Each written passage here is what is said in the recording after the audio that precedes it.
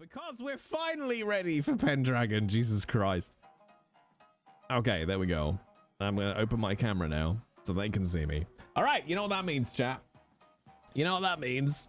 It's time for me to put this sweatbox on. Okay, there we go. Look at this. Let's see how attractive I look. Let's see. Oh, that's pretty. Oh, that way. There. Oh, look at that. Look at that. Hang on. Let's get my flaps ready. Okay. Flaps ready-ish. All right, let me check with the gang. Let's see if they're ready. Hold. Now. All right, hold. Yeah, I'm ready. sure, why not? Yeah. Maybe? They can all hear you already. You realize that. Oh. I can eat well. Oh, Good. I apologize for my language. It'll only get worse from here. You should. I But- have no but- apologies for my language ever. Butts. But Butts. stuff.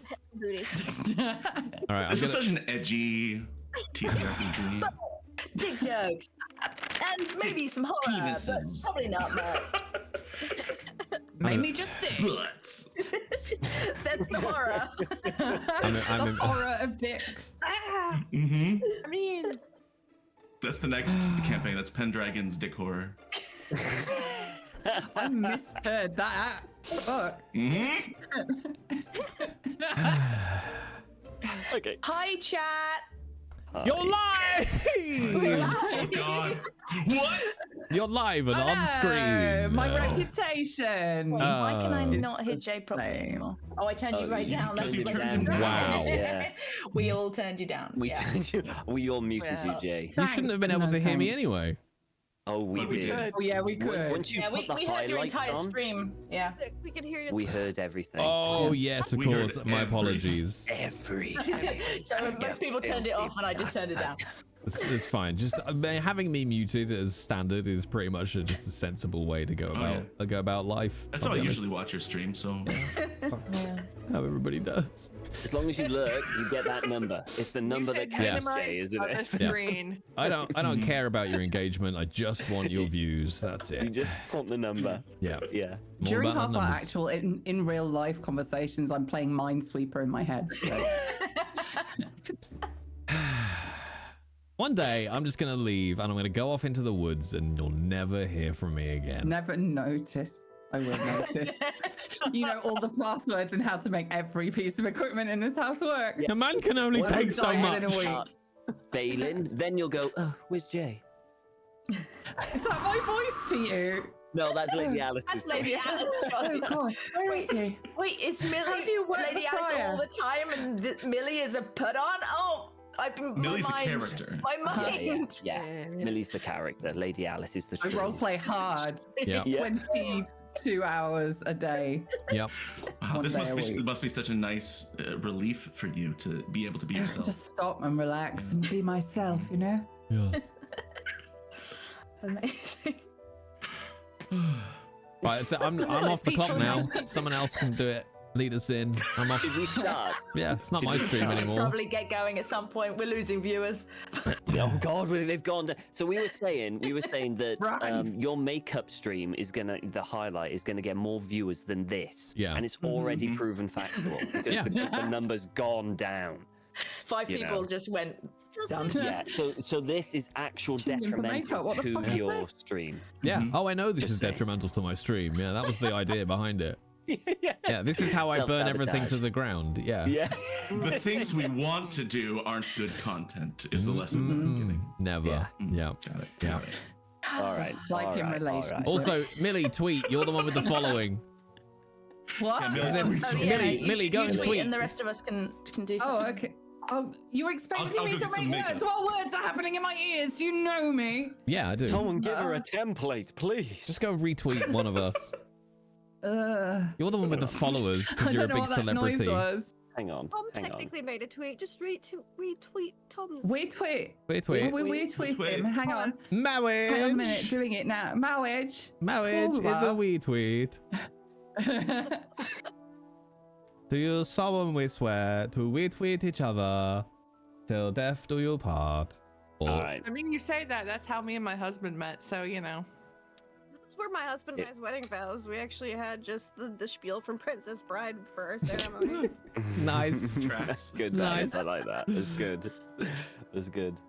All right. While Millie does that, Tweet. we'll just do a very, very, very quick introduction so we can get started. Okay, so we will start off with Doc. Doc. What? Hi. Who are you What? playing? Who are you playing? Oh yeah. That's right. I'm Doc. I'm playing Asbjorn Futhkula, the once Viking then monk now question mark, who is a big muscly Norse man, and he has a cold today because I have a cold. So, You know, it's chilly. but he was also riding in a carriage with his shirt off. Mm-hmm. So that's what you get. And it was cold and wet. The chill. It's just consequences. It got wet. Wet. Go well. Glistening.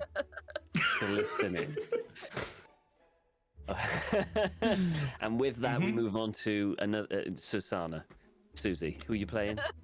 Hello, I'm playing Susanna, who's a lady knight who's not at all actually interested in Asbian. And I just dropped off the men that we beat up and tortured a lot. And then I had a bath and went to bed, so that's it. I'm good. That's Campaign's nice. done for Good me. day. Yeah. Nice. You're not interested in Asbjorn, but you are interested in this lovely lady, Lindy. Yeah. Hi, that's me, Love Lindy. I was playing Aethelfrith, lovely Susanna's wife, and It's based mutual. mean arm with a rolling pin. As people's collarbones and skulls witnessed last session. Genuinely the scariest party member so far, by far. The Swedish slow walk towards the guy was menacing. Kate. Yeah. Hi, Yeah. Hi. So yeah, I'm Kate Madison. Hi, and I'm playing Astrid, a young, maybe Viking heritage a person who has just found this Asbian and is a little flustered, to say the least. And she's trying to use her healing hands, but is getting very distracted. That's mostly what's happening with her recently. But yes, hi, onward. Okay. Millie, Hi. who are you Hi, playing I'm today? Millie. I'm Millie. I'm playing Lady Alice, or rather, I'm stopping playing Millie and I'm going back to my natural state, Nice. which is this apparently. Yeah. In my Reverting mind, into anyway. Lady In my mind. Alice. Yeah. Yep. This is my core state. Lady Alice is an incredibly intelligent woman who is exceptionally ugly, and those two things are not true. She was there during the last episode, but I wasn't, which made absolutely no difference to the smartness It of the really decisions she didn't. made. She was luggage. Like, she could literally She be was a played by a plant suitcase. pot at this stage. She could be a hat stand with a particularly nice wig on it, and nothing would change. And I love her for that. Jay, who are you playing? Barnabas. Anything else? Barnabas Monk. There you go. I think that just sums up his entire character That is right their there. name. You don't Yeah. need to know. Barnabas. What did they think he was going to grow up to be? Barnabas Finch. I said Monk because I couldn't remember his surname. I'm just going to change it on my character sheet now, and that would mean I'm correct. Barnabas Monk. Barnabas Monk. Local Monk. Local Finch. Yeah. Got 'em mixed up. Okay, cool. And I am Tom. I am the game master. Please help me. So we'll just have a quick recap. Hands up for volunteers for a quick recap. Go on, Lindy. Go on. All right. Go on, Lindy. Go on. Quick recap. Last time on Pendragon, our group was being chased in a wagon by people on horses, lots of Jasons, led by Big Jason, and they fucked with the wrong carriage, or wagon technically. They got hit in the face with with cream pastries and got I forgot about that. and some fell into the carriage, and a lot of them got bunked by Aethelfrith's rolling pin, especially when they broke the wheel on the wagon, because that just pissed Aethelfrith off. That was the last straw, and so she went to Fourwind, aka Big Jason, and just broke his collarbone. We captured him. Everybody else fell out of the wagon except me, because I don't know what happened that way. And then Astrid was able to put the wheel back on the wagon because it's just so freaking easy. And now she thinks she can fix things really easy. We camped for the night a little further down with our prisoner. Conversations were had between Asbjorn and Astrid, which, Aethelfrith stirred the pot of romance a little bit by taking his shirt to mend because he ripped it open during the fight scene because he's very beefy. I know it's got a deep V. And then we carried on to the Templars' place, and they were like, "Oh, cool, you got the guy. We're gonna interrogate him." We kind of already did, but they can double. What's a double interrogation? If not, it's like a double stuffed Oreo. It's great, unless you're the Oreo. But and then Unless you're into that. fast. And other people met a creepy priest guy. And that's what happened last. Couldn't have said it better myself, Creepy priest really. stinger. Yep. Right, so just a heads up, Lindy did it this week, someone else is going to do it next week, so pay attention. Are We're you gonna just go through the cast. outsourcing your recaps now? Yeah. Am I going to have to start taking notes? Yeah. God! Yes. Oh. Welcome Hey, you haven't to, been taking notes? welcome to the That's the- corporate. I'm going to do, Yeah, if we're you doing make me recap, I'm going to do it in character. Oh, please. Those are Please. fun. I was I tempted, woke up. but I decided to go for action movie. I woke up. I woke up and some stuff had happened. That's it. That's Hey. all you're getting. I don't suffer. The chat suffers. Prepare for a recap that is 99% Lady Alice describing a butterfly she saw. Just going to be drawings and sculptures everywhere. Just going to give you a lecture about clay. And then Colin turned to the other Colin. For a recap, it just goes to YouTube with Lady Alice doing a clay sculpture kind of class. And now back to the show. Nothing to do with it whatsoever. All right. We're almost 1 hour in. We haven't started. Okay, here we go. So you all you are safely in this Templar stronghold, and you have all gone to your respected places to fall asleep. Lady Alice, you had your own room to yourself. You had a handmaiden help you go there, as with someone who is of upper class, I suppose you could say, who is a thing. You went to a certain area of the castle, which was kind of reserved for that. The rest, We just call it and the good bit. the good bit of the castle, along with Susanna and Aethelfrith, because of course Susanna is, of course, quite noble lineage. Everyone else, the scum of the universe, according to them, went to the other side of the castle. Hey, I don't make the rules here. They went to the other side of the castle, where they were given rooms. It was a lot more simple. It wasn't as lavish as the other ones. You didn't. I think they provided anything you asked for. So if you wanted a bath or anything like that, you were provided a bath. Depending on where you are in society, depends on whether it was hot or cold. And I believe the monks themselves, they went to the church. Met a wonderful holy man that they instantly fell in love with, and I believe Asbjorn went to the dorm where all the other people were thing, and Barnabas basically just went onto a pew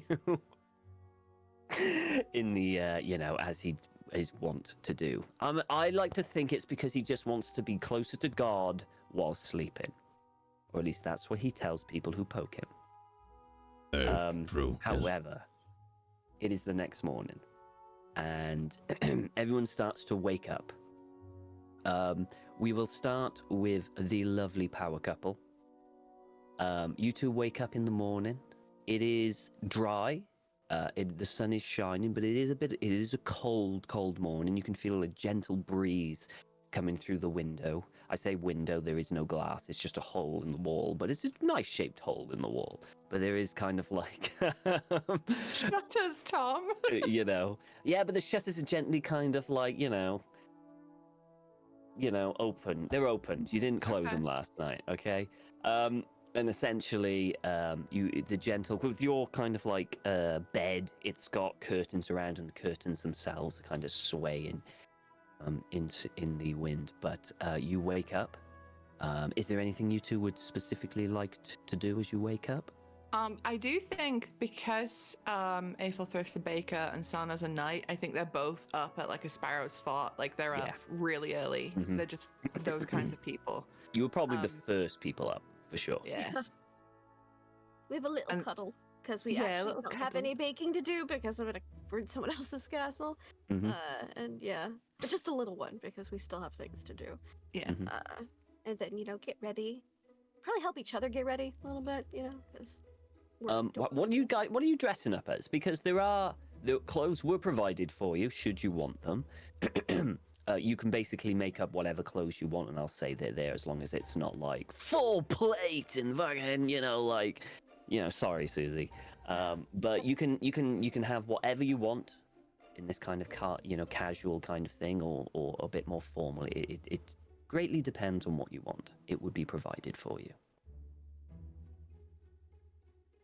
It's like a pretty basic but pretty nice, like long tunic that's kind of like Mhm. knee length. It's almost a dress. We're almost a dress, but she's Mhm. still got like her like trousers on You've underneath. still got to wear those trousers. Yeah, and a little Yeah. belt for her sword because she's always going to wear a sword. I mean, come on, you got a sword, you're going to wear it. Yeah.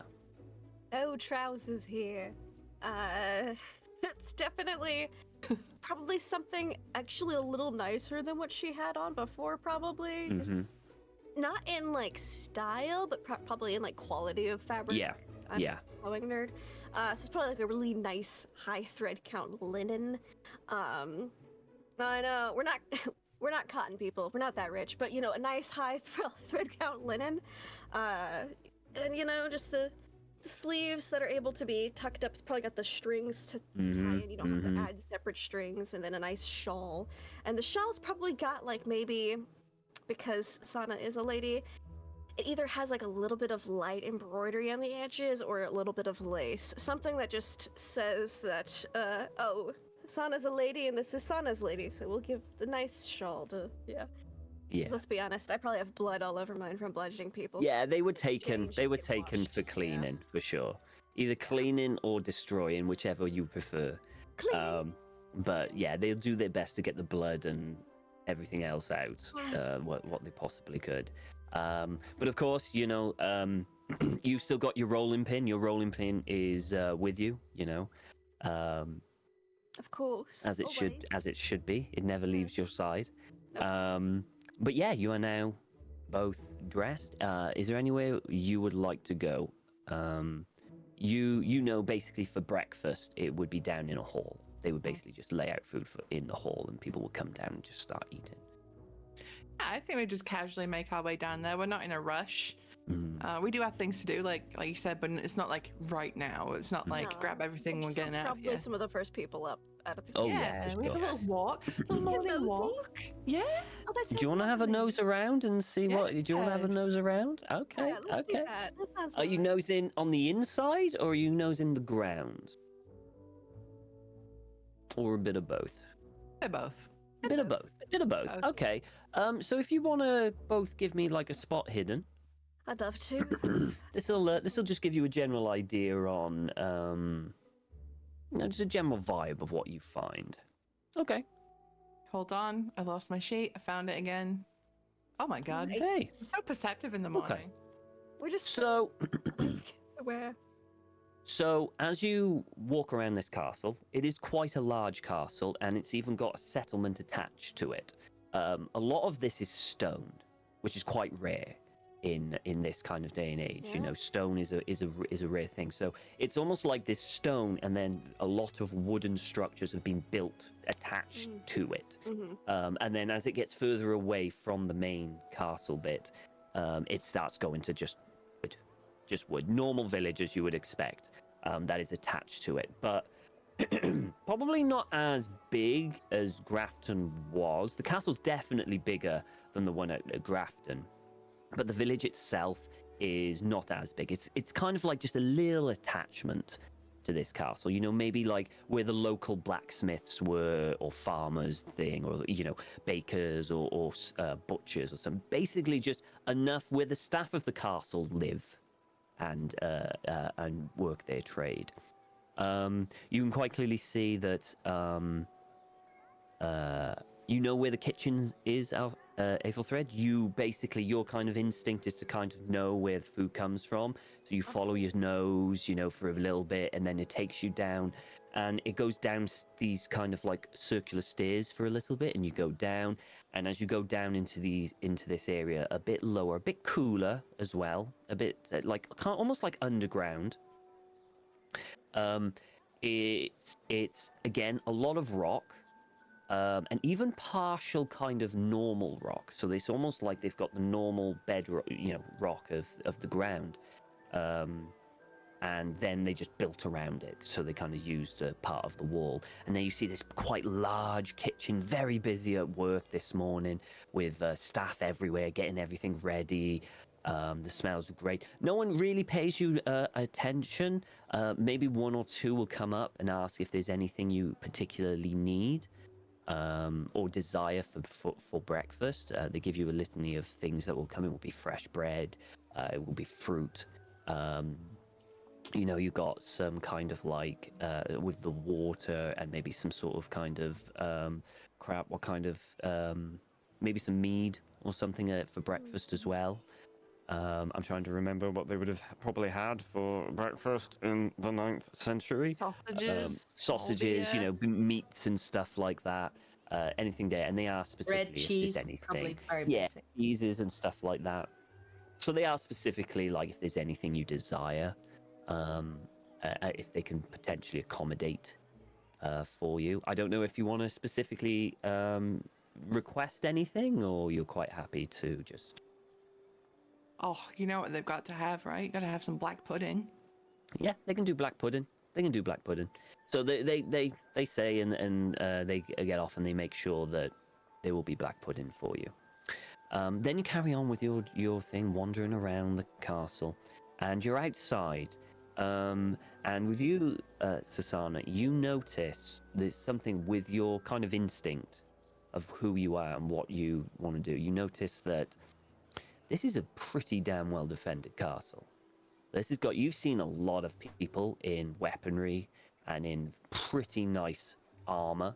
And we're not talking about, you know, like what you would normally wear. The vast majority of guards here are wearing chain, which is very bougie. You know, this very kind of like thing. So you know this is a very well kind of defended place. The walls are well maintained. It looks like this is a well maintained, well run castle, and that's pretty much kind of like what you kind of find out on your little jaunt around the thing. Interesting. Do they look like they're kind of ready for anything in particular? Do they look like they're all alert, or does it just look like a normal sort of like day? Like a normal. So you can tell that you can tell they're well trained, because you can tell they're looking, they're on duty, but they're calm. There's a calmness behind it. They're not like normal guards, which will just be slouching around, barely guarding or on the lookout. They're doing their job, but they're pretty calm about it, you know. And it's essentially kind of like one or two lookouts, you know, because that's really all you need. You just need someone to shout, "There's something coming," and then everyone can just jump to attention. So it's kind of very calm and casual. You wouldn't expect that they're expecting any attack or anything. Okay. So after you've done that, are you going to head to the hall to have breakfast? Or are you going to do something else? Yeah, but I'll keep an eye out for anyone who I know that's like in charge here, like what's his chops? The Tristan. fella. Tristan? Yeah. Okay. You don't see him on your journey around yet, but it's Anyway, it's pretty. not pressing. Yeah, Okay. Breakfast. Lovely. Yeah. You, Have some scran. you probably do it. All right. So, Astrid, you wake up in the morning. You don't have quite as luxurious room as the others. I think to her it probably still is. Probably. though. Well, you've got a roof over your head, so Yeah. it's pretty good. She lived in a pretty small roundhouse, I'm expecting, or something like Yes, that. Like that's yes. what I'm picturing. I don't know if that's Yes. right, but so the room might well even be bigger than that, but maybe not. But like, I don't It's know. I not. think- It's not as big as that, no, but it is robust, and it doesn't leak. she probably slept on a kind of strawy type mattress on the ground, and this might be a bed. So Yeah, this You is know, a I bed. think- Yeah, yeah. this is an actual mattress. This is a bed. This is something that this is luxury. It's, yes, it's for to her, yourself. Yeah. it's luxury. The bath was kind of warm. It was. It was like It wasn't tepid just the warm. river. It was- Yeah. So yeah, or a bucket over the head type thing. Yeah. Yeah. So she's like, Big smile. she sort of like lies, like when she wakes up. Maybe she wakes up not cold for one thing, and then just lies there spread eagle for a bit, just being like soaking it all in, Yeah. and then she'll get up and wash her face and all that stuff, and then I think because I think last week she was given, while her clothes got taken away, to be sort of washed. So I expect her new stuff is either there already. Yep. But I think she's going to. Would she know this new outfit? Is that like a gift, or is that just a wear thing? Maybe she doesn't know. Maybe So she thinks it's a essentially, gift. what happened was you had a servant come to you, you know, when they gave you the bath and everything, and they asked if you wanted your clothes washed. Yes. And I'm pretty sure everyone said yes. Yeah. Or if you didn't say yes, let No, me know. and they no, wouldn't she have said- definitely did. She just wanted them back. Yes. She was So like, and wait. essentially they said clothes would be provided for you in the meantime in the morning. So Right. you know that these would be provided for you. Yeah. Yes, I'm basically just wondering if she thinks she's got to give them back. So I'm going to assume, because it will be interesting, that she thinks they're now hers and they've been given, and so she's going to, probably the fact that her clothes are kind of mishmash generally, she'll just mishmash this in. So the basic tunicky dress I think that she was given just sort of then gets adorned with all of the random bits and the bits of sort of like leatherwork and fur and so she just incorporates this all part of it. She probably layers it all up because I mean where's she going to put it? And also, you know, layering is useful. So yeah, she just sort of like makes this her new thing, and then probably goes off to explore a bit. She did some exploring before bed, if I remember correctly. So now I think she beelines because she knows where she's going. So she sort of beelines for like the general dining hall thing and Great. stuff. Yeah. So I remember last time you explored the castle quite thing, so you know where things are. You know where the kitchen is, you know where the Great Hall is, you know where this is, you know where this is. So actually, she probably beelines for the kitchen rather than she's just like, what's going on? Like, okay. So you head on down to the kitchen. Yeah, and then probably like, out.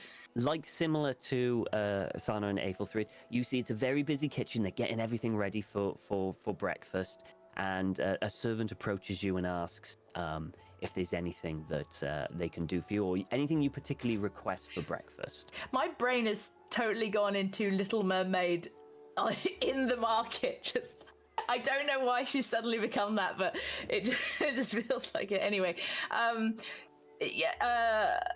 oh my goodness, she's asked what she wants, and she's looking. She probably starts pointing at everything, but it's probably, and then is probably given just bread and cheese.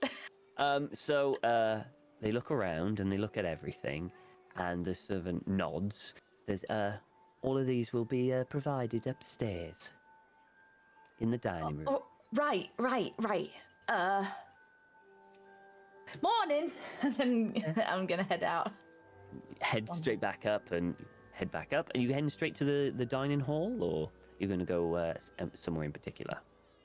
I think she'll go to the dining hall. Is there anybody else there yet? You see Susanna and Aethelfrid, who are sat. Essentially, there's a number of long tables. This is a really big hall, by the way. This is really big. There's like a top table that is horizontal. Right. We all know what this is going to look like. It's kind of Game of Thrones-esque. There's a horizontal table at the top, and then there are tables that are lying down. And then at the corners, there are either kind of like more circular tables dotted around. There doesn't seem to be kind of like a seating plan. Anything. There's, like there doesn't seem to be anything. The one chair at the head of the table might be slightly more extravagant than the rest, but not really. So that's kind of like the layout, and Astrid and Aethelfrid that wherever they wanted to sit. I will head over to the others, I think, and see. Yeah. Morning. Morning. That was very nice. I had warm bed and slightly warm bath. I think me and Aethelfrid just look at each other like, yeah. So glad you enjoyed it. It was good. It was good. Are the others around? Well. I did. Okay. I did, yeah. I had lots of dreams. There's an elbow under the table to Aethelfrid, like. Anything in particular? Just found myself tossing and turning just a little bit, but generally it was very pleasant. It's a good omen, that. Yeah, is that good? That's good. Yeah, yep. Oh. Well, so we're heading west then? It's important, yeah. Yeah. Still don't know quite where west, but I guess we'll figure it. Maybe the Templars know. They're talking to, Forewind. Maybe they'll figure it out. Sana stabs one of the black puddings on her plate. She takes a bite. She goes, I imagine we'll follow the trail of corpses. Oh, yeah, that could do it. Right. Well, it's a plague, right? A disease that tends to leave a bit of a trail. Yep. Right. Good point. That makes a lot of sense. Well, they're easy to follow. You can smell them a mile off. They're not going anywhere, are they? Unless the wolves get to them. Then they're usually Aye. dragged off. But anyway, enough talk of dead bodies. We got breakfast. Sana's just eating like none of this conversation bothers her. She's just So tucking you in. you start to tuck in, and as you start tucking in, thinking of really just ripping into something and tearing it apart. Asbjorn, Yes. You wake up in your very simple, very plain dorm with the rest of the monks and clergy of this specific church. The church is built within the castle. A lot of them are still asleep, but a good few of them are still are empty. It's early in the morning. What would you like to do? Well, I mean, let's see. How early are we talking? Are we talking before sunlight or? It's probably, I imagine, probably about an hour. Got a little lie-in? Yeah, a little lie-in, an hour after dawn. An hour after dawn. Skipping the early morning prayers? Yeah, Right. yeah. Don't worry, there's after breakfast prayers, Oh, and then before lunch and after before lunch. It's all lunch. over the place.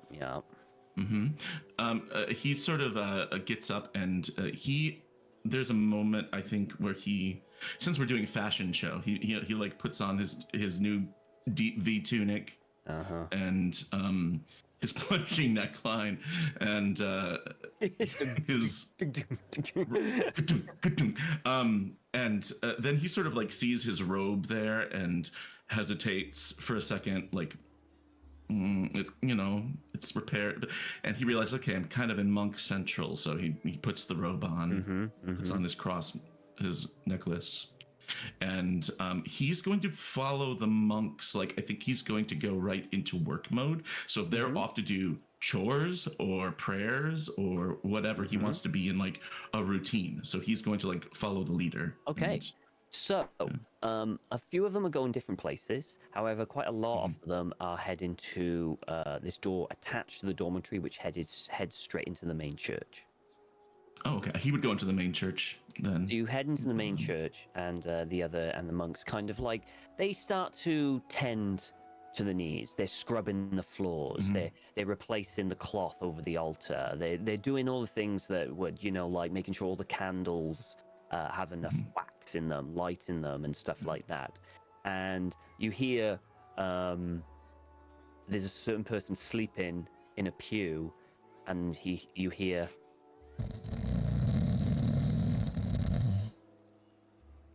The sound is. Does anyone else hear grinding stone? This is baby Jesus. Wait, and I think he sort of notices. He notices Barnabas and goes over and like just kind of gently shakes him a little bit, so he doesn't, get noticed by anyone else and be embarrassed. He's just, Brother Barnabas. Jesus Christ. No. Well, yes, but Is no. our Father heavenly body Right? Circle. I see you are deep in prayer, Father. and Barnabas will he'll sit himself up and he'll do that. You know when you've been to sleep and you're really dehydrated, he's got like mouth scum. He'll just be like, and he'll grab Asbjorn and just like bring himself up from the pew. But like most good bridesmaids, the back of his robe is tucked into his underwear, and he just sort of course. Oh, hang on a minute, this is very ungodly. Hang on.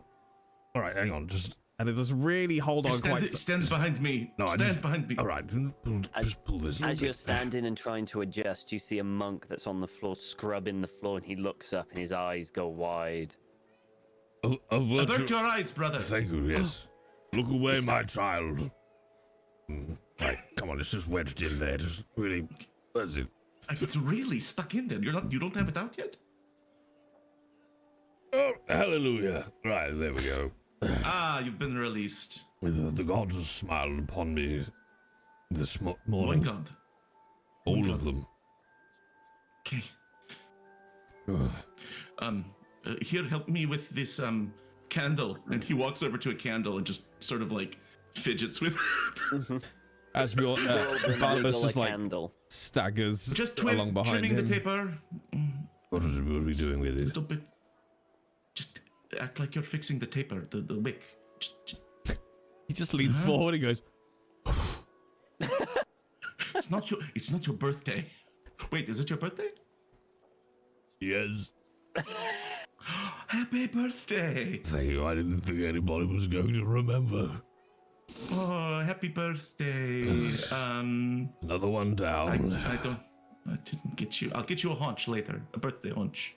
I could do with some birthday breakfast snacks.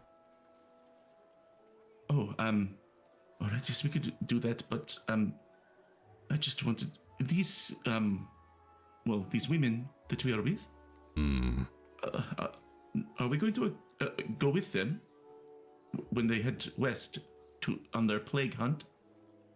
Well, my dear boy, on the one hand, I've left the only place I've ever known my entire life, and have been removed from my church with a certain degree of shame and sadness. And then on the other hand, I don't really like people very much. So it's a quandary, and I think God will guide us. Yes. Speaking of which, and completely unrelated to the previous topic, Yes. the whole celibacy thing What? within the Brotherhood. Yes. Is that still happening? Some say yes. It's one of the things. It's definitely yes. Edgebill, my boy. None of that. What about for battle monks? Is that a thing for battle monks? Because that seems like maybe just some. For battle monks, I've heard, pray tell, after, but never before. Oh, Yes. all right. Into battle full of virility. And then a big release after battle. Okay. I've heard some battle monks have a big release during, but that's very uncouth. Lack of self-discipline. God shall smite them.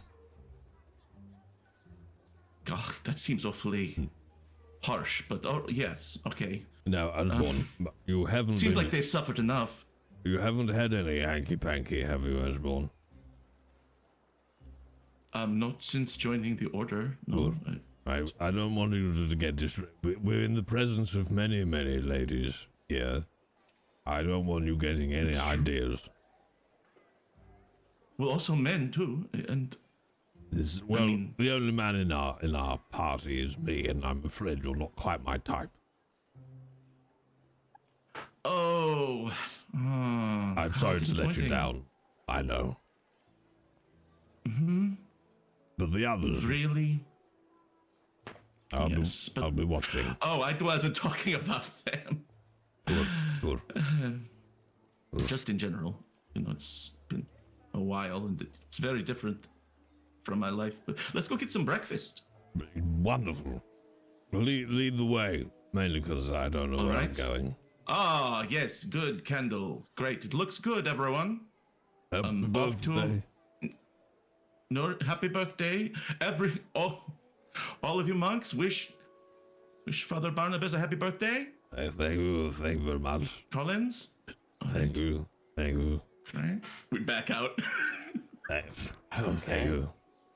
So you guys head in to the main hall for dinner. Yeah. Yeah, whatever looks like that's where food is. Okay. Yeah, it's not particularly difficult to try and find where it's going. Quite a few monks are actually heading that way anyway.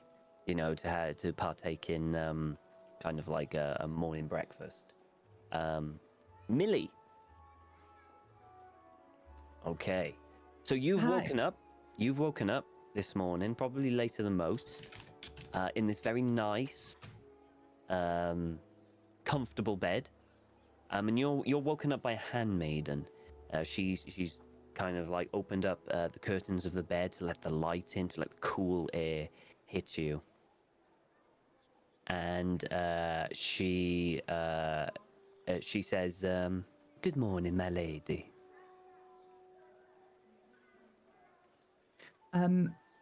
Lady Alice would sort of Disney princess up with a sort of like she is just a little feather and sort of drift to where she needs to be without even thinking about it, just arms out, ready to be dressed. You don't want to go to the window and sing a little song to a robin or anything? No, No. no, robins are dreadful. They're noisy. They try to make Christmas all about them.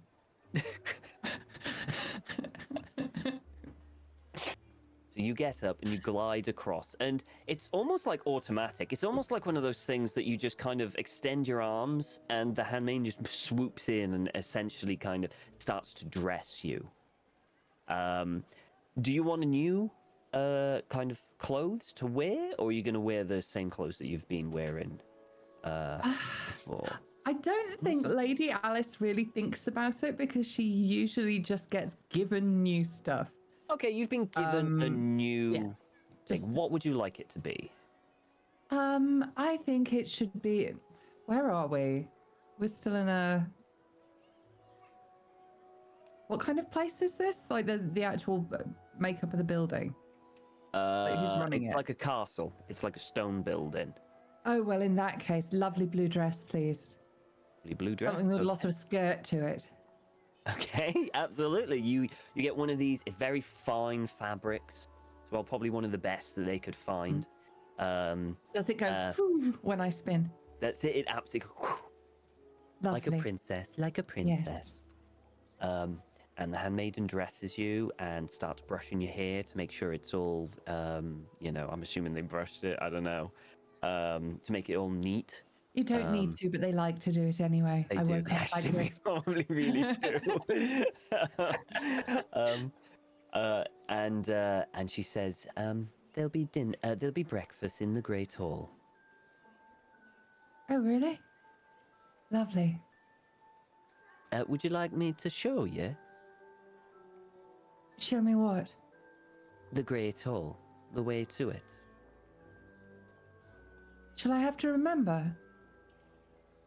I don't know, my lady. Oh, gosh. I shall have to take notes.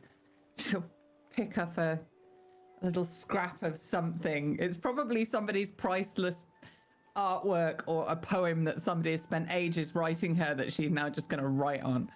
Okay. Yeah, let's go with poem. Yep. Yep. And she'll turn it sideways and grab a quill and a thing of ink, because that is what she has seen people do when they have to write things. So are you gonna take the quill and ink with you, or are you gonna have the handmaiden hold the ink so you can dip as you go, or are you just gonna do one aren't you dip funny? and I that's don't gonna carry last? things. Oh, yeah. I still carry the paper because it's nice and light. Okay, so so she holds up. She's gonna lead you and hold up the sheet, this piece of parchment, while having the ink in one hand. Yes, I shall and- dip and draw. Yeah, you just dip and draw. So every so often you stop, Stop. you dip, draw.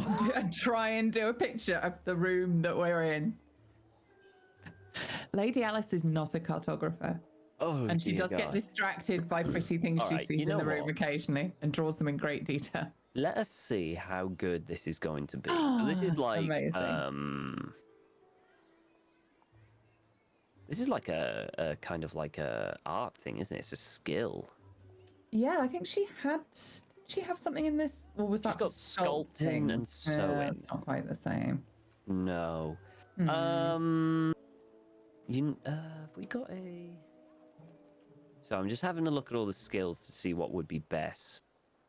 I mean, it's use- hand-eye coordination, really, isn't it? It's It like is, really. sculpting, but just. All right, yeah, faster. you know what? Do sculpting. Okey Sculpting's kind of dokey. drawing-esque, right? Badoosh.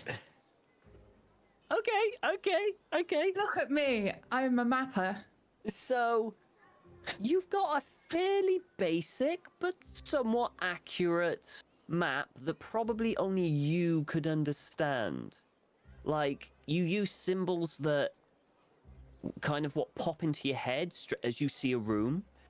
It's like if you ask like your mum or your nan or something to give you directions to somewhere and she does it entirely based on what shops you're passing. Yes, that's exactly it. Yes. She's So drawing things only- that catch her eye and nothing that's Yes. actually useful. So only you will probably be able to read this map and maybe understand it if you remember. Turn left at the sad plant. Yes, exactly it. Yes. And eventually, after a while, you find yourself at the Great Hall with everyone else. And at the same time, Barnabas and Asbjorn enter from a different angle. You notice the group together sat down, eating quite heartily at a table. Is it appropriate for us to sit with them? Or should we sit with the other dudes? So there are monks that are going in and they're sitting separate away from them. They're kind of like, they've kind of got their own little corner that they're going to sit at, you know?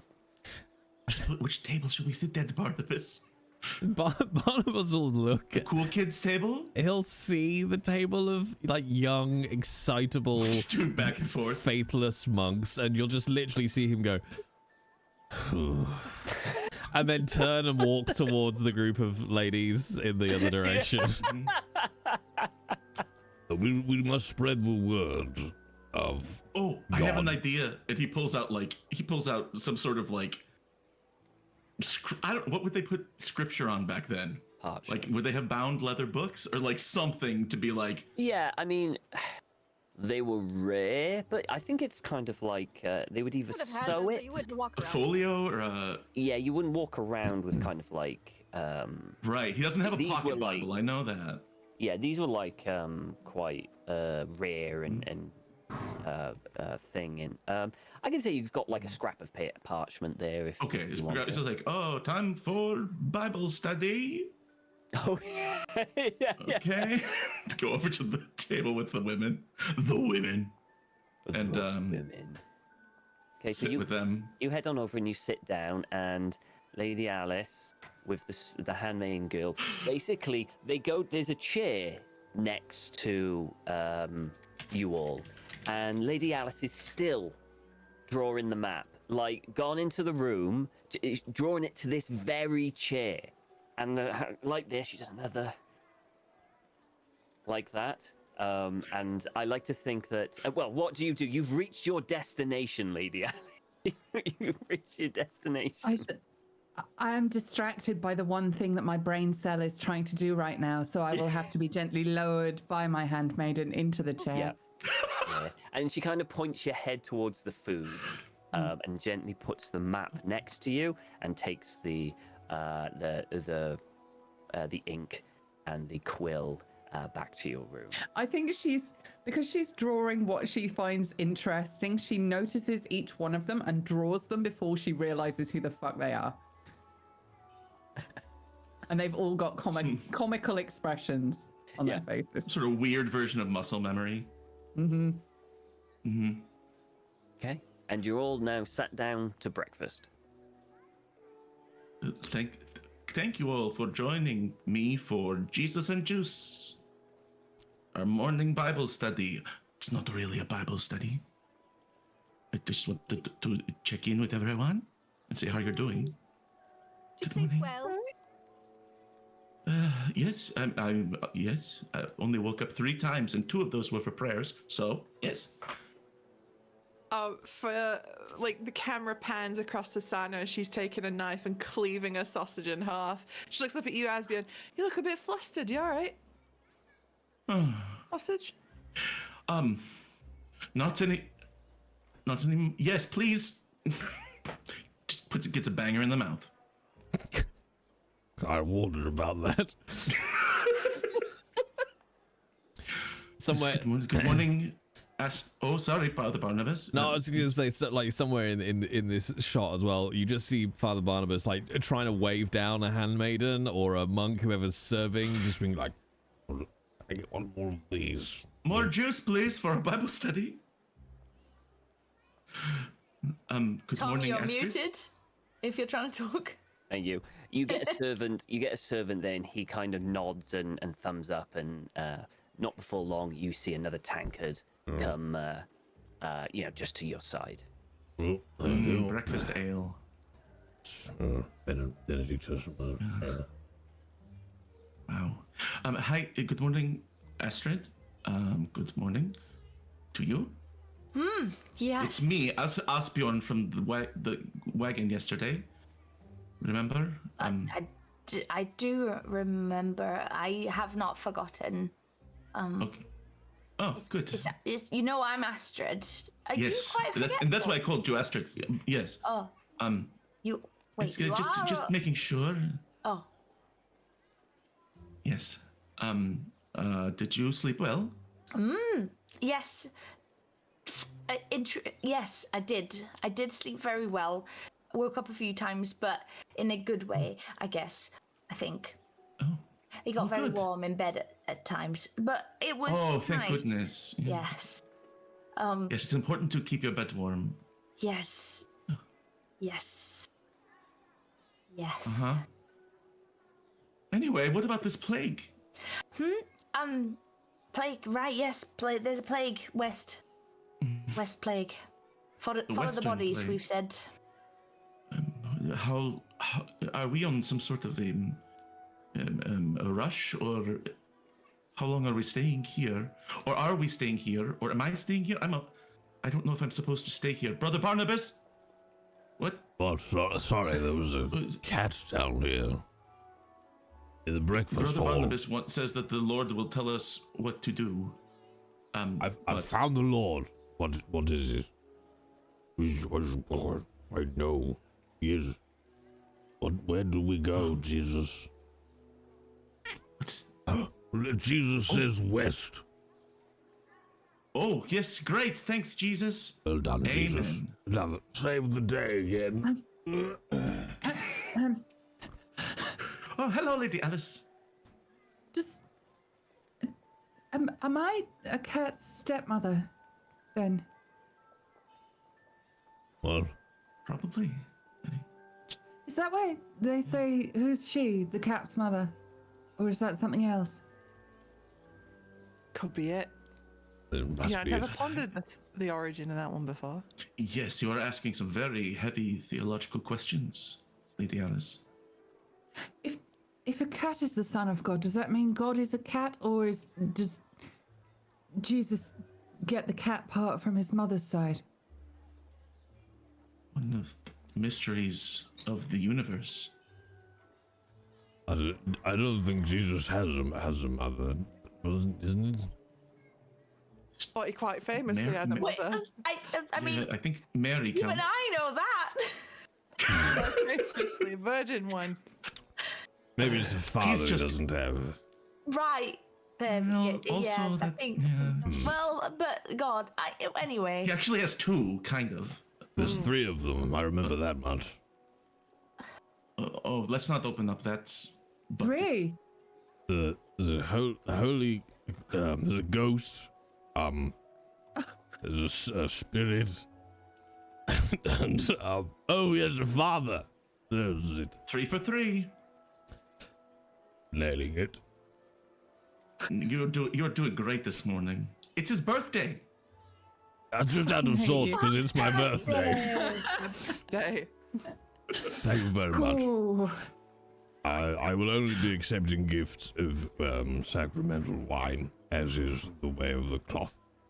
Oh, I don't have any of that. Sorry. They've got it. I would You can bake you ask. something. Oh, just cream buns. That would be great. So that Jesus says that apparently that we will accompany you to go west when you're ready. If you wish to have us along. Don't Ready want to for impose. what? Oh, Alice, so you were kind of doing your thing while it all happened. Bit of a But nap. there's a big thing. You remember the seals? Not the our not them ones, not them. Medieval The other jingling of ones, keys. the sort of Yeah. in one piece, but mustn't not have that done. That's the one, right? You've got it.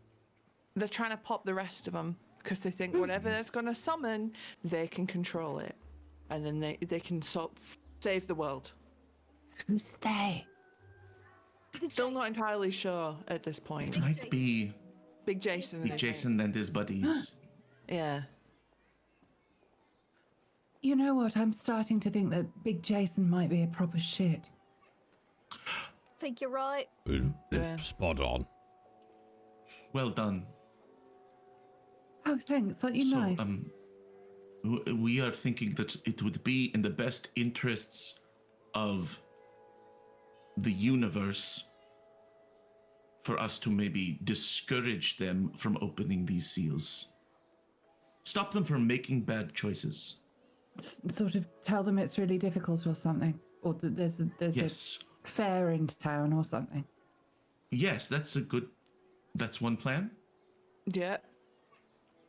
The road's use flooded. You'll have to violence. go around. Maybe violence. Usually violence is Probably how violence. it's how it's gone.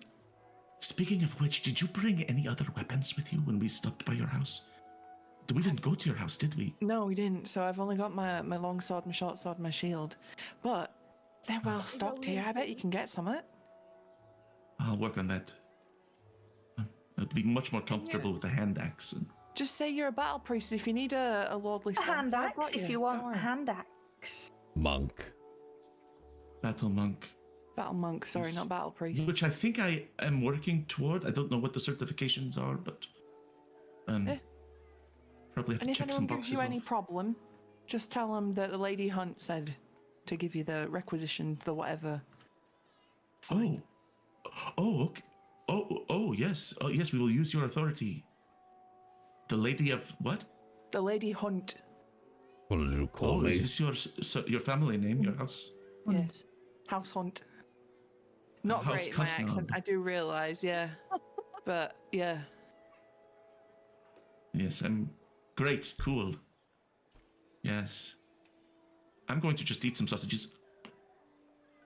She's gonna pull the hand axe from her belt and put it on the table in front of Aspion and be like, I've got a hand axe if you want a hand axe. That's no. Well, not if you need it to defend yourself. Your safety should. Come first. I mean, I'm not always the best. I did all right with the staff earlier, but I mean, you said you need one though. You don't have one at all, so. And I've got a staff and I've got a slingshot that I'm really bad at using, so. You know. Well, maybe. If we get another just- one, then I could, you could give one back or something. Or I would maybe happy you to could be get given a to you. different one yes. that's like a leg axe or something, so you can, do them all over. Yeah, Yes. yes. Ideally, a body axe, because then you can just do it anywhere. Yeah, you don't have to just aim for the hand. Or just a neck axe, and that sort of solves the whole problem. Just sort of axe body spray. Very which goes smart. everywhere. Very smart. Yes. But thank you, Astrid. That's very nice. Sure. You hear footsteps coming towards you, 2 pairs of footsteps, and the clink of chain armor. And you recognize one of these people that come in. One of them is Tristane, and he looks different than what you recognized him from being, Astrid. He is now much cleaner than he was. He was scruffy and thing, but now he's clean shaven. His hair is very neatly kind of cut and combed. He's wearing a Templar tabard, with the red cross and white background on. He's standing quite tall and proud. He's a pretty good-looking guy, I guess. He's a fairly good-looking guy. Now that he's cleaned himself up a bit, that he looks fairly good. And he approaches with another person next to him, who is somewhat probably a little younger than he is, kind of baby-faced, still looking quite prim and proper, wearing the same uniform and armor and swords. But this one, it's just got like more round cheeks, probably in his teens, probably late teens, you would guess. A little bit young for Tristan. me, but all right. And Tristan approaches and he says, sorry to interrupt your breakfast, but Lady Morgana has requested your presence. Whenever you are ready, she will be in the she'll be in her chamber. Who did she say that to? Who did they say that to? Everyone? Or? Everyone. Yeah, they just approached the kind of desk. the table. And said that. If you're ready, we can go now, or if not, you just ask one of the servants and they will escort you there. Do you need a little bit more time? I look at Barnabas. I'm just trying really hard not to say a terrible joke. Do it. Do it. Morgana? I barely know her.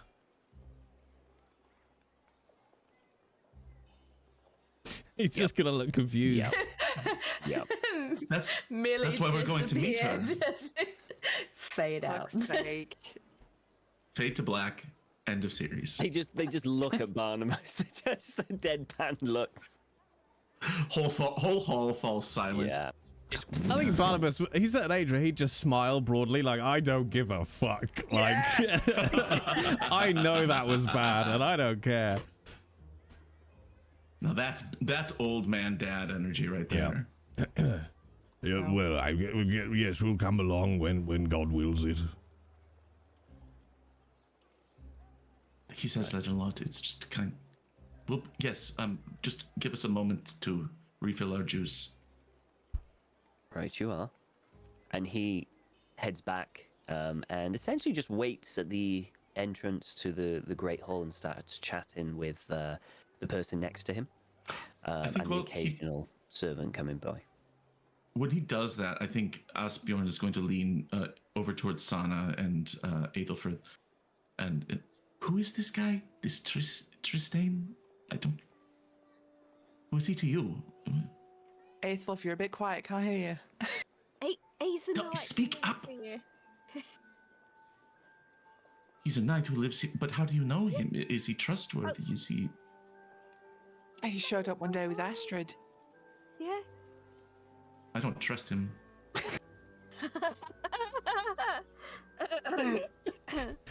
Barnabas looks annoyed that they laughed at that.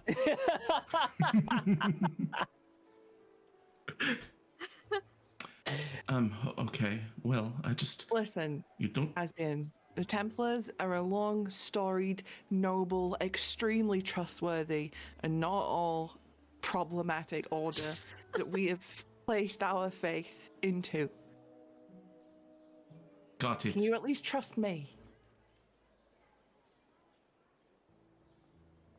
They've been helping. I can try that, and as much as you trust me. Yes, yeah. Right. It's just business, right? Yeah, Yeah. just fine. business. It's fine. Maybe we killed each other's friends. Who cares? No, but I don't care. No, I mean it's Battlefield, right? Can't keep track. Right, exactly. Anyway, Sana wipes her mouth with a napkin, stands up, offers a hand to Aethelfrith. Shall we? They're very you, cute love. together.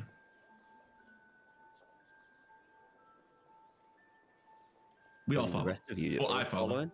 Yeah, everyone's gonna follow. Yeah, following. I will While just. delicately nibbling a pastry. Tucking an axe under my robe. Okay. Barnabas will absolutely. I'm gonna assume. Feel free to say there isn't like little bowls of bread or maybe some fruit or something. But he just like on his absolutely. way out, he's absolutely gonna stuff his robes with like as many bread rolls really as he could probably fit in there. Good man. It's just got buns everywhere. Yeah. Absolutely, you can. Yeah, as many as you want. As many as you want. They were probably on this kind of like tray or whatever the equivalent of tray. And you just went. Just Yeah. walking awkwardly. And then it puts one back on the tray. yeah. That's right. Yes. The will of Moderation. charity. Okay, so you walk and you walk with Tristane and this other knight, and they take you further into the castle. And you start to go down into this castle. It's quite a narrow staircase that spirals round and round, and it goes down quite far. Surprisingly quite far to go down. So much fact that you might even lose track by how far it goes down. But before long, you reach the bottom, and there are very large ornate wooden doors before you, where there are two knights standing outside of it, waiting. Tristan kind of gives them a nod, and they nod back. And the two of them go to the door and just open the door for you, and they stand to one side in militaristic order, like in unison. And Tristan turns to you and says, my lady awaits inside. And he steps to one side as well. Go in. Yeah. Okay. You all start to go in. And you start to go in, and as you go in, and the second you're in, the doors behind you just start to scrape shut again. And inside is quite a large, cavernous area.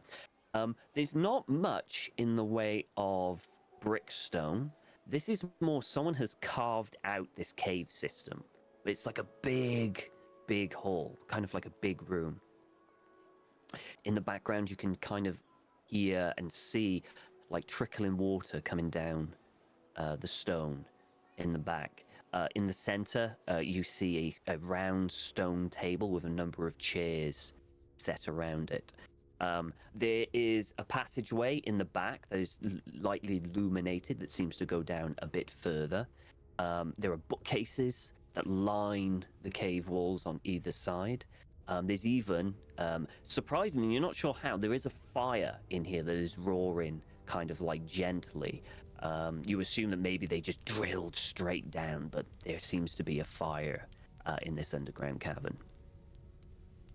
And at the end, you see a slender woman. She has long, thick, curly black hair. She's very slender and sleek. She has a very pale but chiseled, almost marble-like face with deep brown eyes, and she's wearing a very long black linen tunic that extends down to her thighs, and she's got a belt tightened around her waist, which is two belts, one to keep the tunic kind of together, and another one where a sword and a scabbard just hangs loose. And below that, you can see a kind of long, deep red dress that's covering her legs, and she's got a matching red cloak that adorns her shoulders and then just kind of like glides down the middle of her back. And she turns. She's probably in her 20s. You would met Sana and Avelthrift. You know her. This is Morgana. You've met her before. Mm-hmm. She was wearing armor, I think, the last time you saw her. She was like decked out in fucking high-tech stuff. But she's there and she turns, a lot more casual, but still that sword at her side. She turns and she does a smile. It's if a marbled statue could smile. It's there. It's aesthetically pleasing. It looks good, but it's like just stone behind it. And she says, "Please, come in." And she kind of goes to the stone table and just stands next to it. Give her a little bow, as is. And she proper. returns the bow. And I'll walk in and sort of make room for the rest of this company of heroes. Just casually, I'm Susie's having a bit of a gay panic, but Sana is like pretty chill right now. So she's just like, yeah, this is his business. Can you tell I tried to make this specially for you, Susie? Susie coded. Yeah. Yes. And she looks and she nods her head. So Sana, Aethelfrit, it is good to see you both again.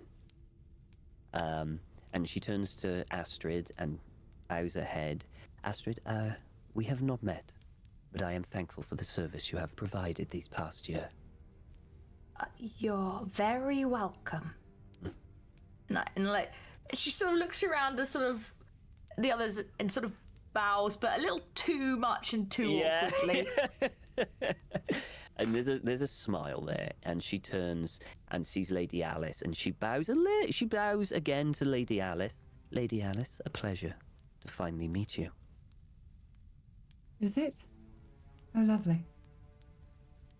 And she turns to Asbjorn and Brother Barnabas, and she nods her head. It is always welcome to have people of the cloth and of God. I'm sure. Blessings on you, Lady Morgana. Thank you for granting us an audience. Yes, please ignore the lumps in Father Barnabas's robes. Her eyes dart to the lumps in the robes. I'm a little old, my dear. she she kind of looks at them, looks at you, and kind of nods a little bit. For those who don't know, my name is Morgana Pendragon. I am in charge of this castle. You have all been brought here for a reason. For what you know, or perhaps what you don't know. But for the very least of what you have experienced. And she looks at Susanna. Do they know? They know some of it, my lady. She nods. Allow me to illuminate you all then.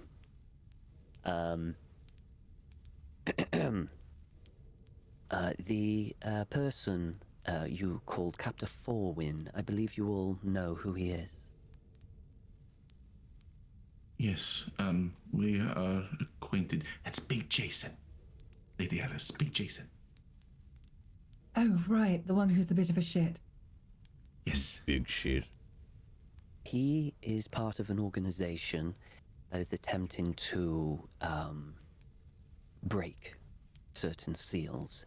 Now, these seals are something that our organization put up a very, very long time ago to keep something away. And they are trying to break it. So naturally, we wish to stop them doing that. Fortunately, with the help of your companions here, they prevented a seal being broken in the town of Chilston. And she kind of pauses just for a bit and has a look around to try and eye up any reaction or anything mainly from people who haven't been there. And she continues, and that is why I've brought you all here, to give you a more full, bigger picture of it. There is someone I need to introduce to you, someone who can perhaps explain it better than I can, because he knows it better. And she goes to the passage down at the side, and she just rings a little bell, and a ding ding ding ding. And she steps up, and you can see, you hear as a something like maybe a cane or something starts walking, and it echoes through this cavern. And it gets up, and you can see a silhouette of a quite imposing figure start to rise out of this chamber at the back. It gets up, and it's on the wall is this huge figure, and then as it turns the corner, you see a kind of a scrawny little man, probably in his 30s. He has quite a very wispy, a light brown beard, very thin, long nose, shoulder-length, scraggy brown hair. And on top, he has a somewhat like very large, floppy wizard's hat that's just far too big for his head, and he just kind of sags on it, like just there. He's also got very billowing robes that kind of like hang off his skinny frame like a scarecrow, and he walks with a slouch, and you see a gnarled walking staff next to him, but just hanging to the side you see also kind of like a large book. And he gets up and he goes, "Hello, my name's Merlin." And she nods and she goes, "Come forward, Merlin." And he goes, "Yes, of course." And he kind of daggers across. I'm not sure if any of you have met me before, or know of me, or at least I should say my lineage. Well, I suppose I should put you all up to speed on what's going on. So, do they know about us? And she, "No, I haven't done that yet." "Right, okay, well, let's get to the basics first then. I am Merlin. I am a direct descendant of, well, Merlin. Bloodline, you see, over the years, again and again and again, it goes down. And Morgana is a direct descendant from Arthur Pendragon. Again, bloodline going down and down and down. That is how bloodlines tend to work. Yeah. Yeah, that's right. Yes, that's right. Apart from in some of those families where they do it wrong. Huh? Mm. Some families take a more horizontal rather than a vertical approach. Oh, yes. I think your family tried that for a few decades. It didn't quite work, did it? And she goes, "Can we just get to the point?" Yes, of course. So that's where we are. We are the only ones, direct descendants from the original, I suppose, Templars, I suppose you could say. Everyone else, they take the names of the original Templars, but they are essentially titles, like Sir Tristram, Sir Gawain. They are taken from the outside and trained up. We are the only direct descendants. And we are left with dealing with the problem with the seals. Although I don't like using the word seals. They're not quite seals. And Morgana goes, "It's just easier to say it that way. Your way is complicated and strange." I mean, I think my way's better. Okay, well, you can... Because we keep getting people confused, because they're thinking we're talking about, like, aquatic seals. And he goes, I told you they would do that. Yes, okay, use it your way. Right, okay. So, this is the way I would have done it. The seals, or, as I would like to think of them, as bridge stones. Like, stones in making a bridge, you see. Each of the stars, or seals, as you would say, is a stone to connect the bridge. And every one that you, I suppose, break, or build, in this case, takes you to a location, and you only need a certain amount of bricks to get to the location. You see, you don't need a full, complete bridge. As long as you've got the basics, you can get across. A few bricks here and there. Yeah, stepping stones. And you get to the other side. Just take a running loop. It's a bit hard if it's quite wide. That's why we need a bridge. Have you tried I suppose if you get so many, you could try to throw a rope over. What about a pole vault? Do a big stick. Jump. Oh gosh, that would be fun. The chicken on one side. Not Take with the fox and the grain. Mm-hmm. Morgana's like, so you think your way's better than mine? Well, I think they're taking it a little literally. Mine's more metaphorically. Well, somewhat metaphorically. Well, kind of. Yours is confusing. Look, anyway. Essentially, these stones or seals, we'll just keep with seals. These seals is a bridge to the other side, to wherever our ancestors locked whatever it is away. And by taking those seals down, is building a bridge to that. And if they get enough, they get to that end, and then they can open it. We don't want that. You don't know what is locked away. No, we don't know. You see, sorry, yes, Lady Alice? Why did they want to? Or are they just curious? To cross, to open this, to get to the other side. Well, I believe that, we believe that, they believe that the seals, and she looks at him, or bridge to stepping stones, are failing.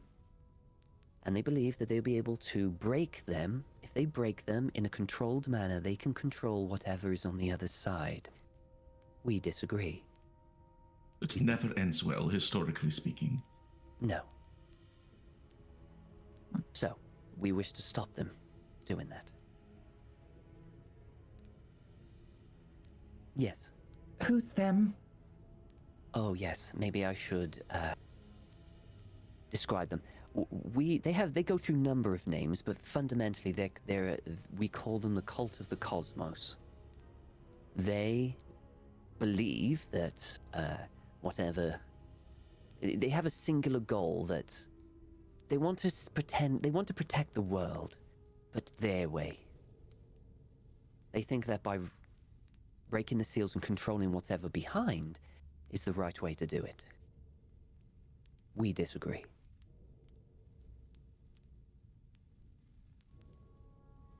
Well, I mean, and Merlin's there goes, well, I mean, they have a point.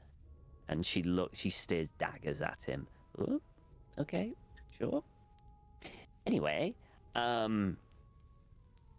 was I? What was I saying? Oh, about the yes. So we want to stop this cult. Yes. So we want to stop them from doing the seals. They have a somewhat advantage over us. There are more of them, and they can hide in plain sight. They're kind of like more. They're not too picky on who gets part of them. You see. So yes. In regards to information, unfortunately, I wish I could say that some of our ancestors were more diligent at their job than we are. I think for a century or two, all they did was, well, party. And there was a fire. That lost a lot of information. And stories change over time. They like to spice things up, and then things get it's a little confusing. So I'm down there trying to put the scraps together and see what I can do. It's a rather awkward situation. Yes, Father Barnabas, yes? Thank you, Merlin. Yeah. I was confused.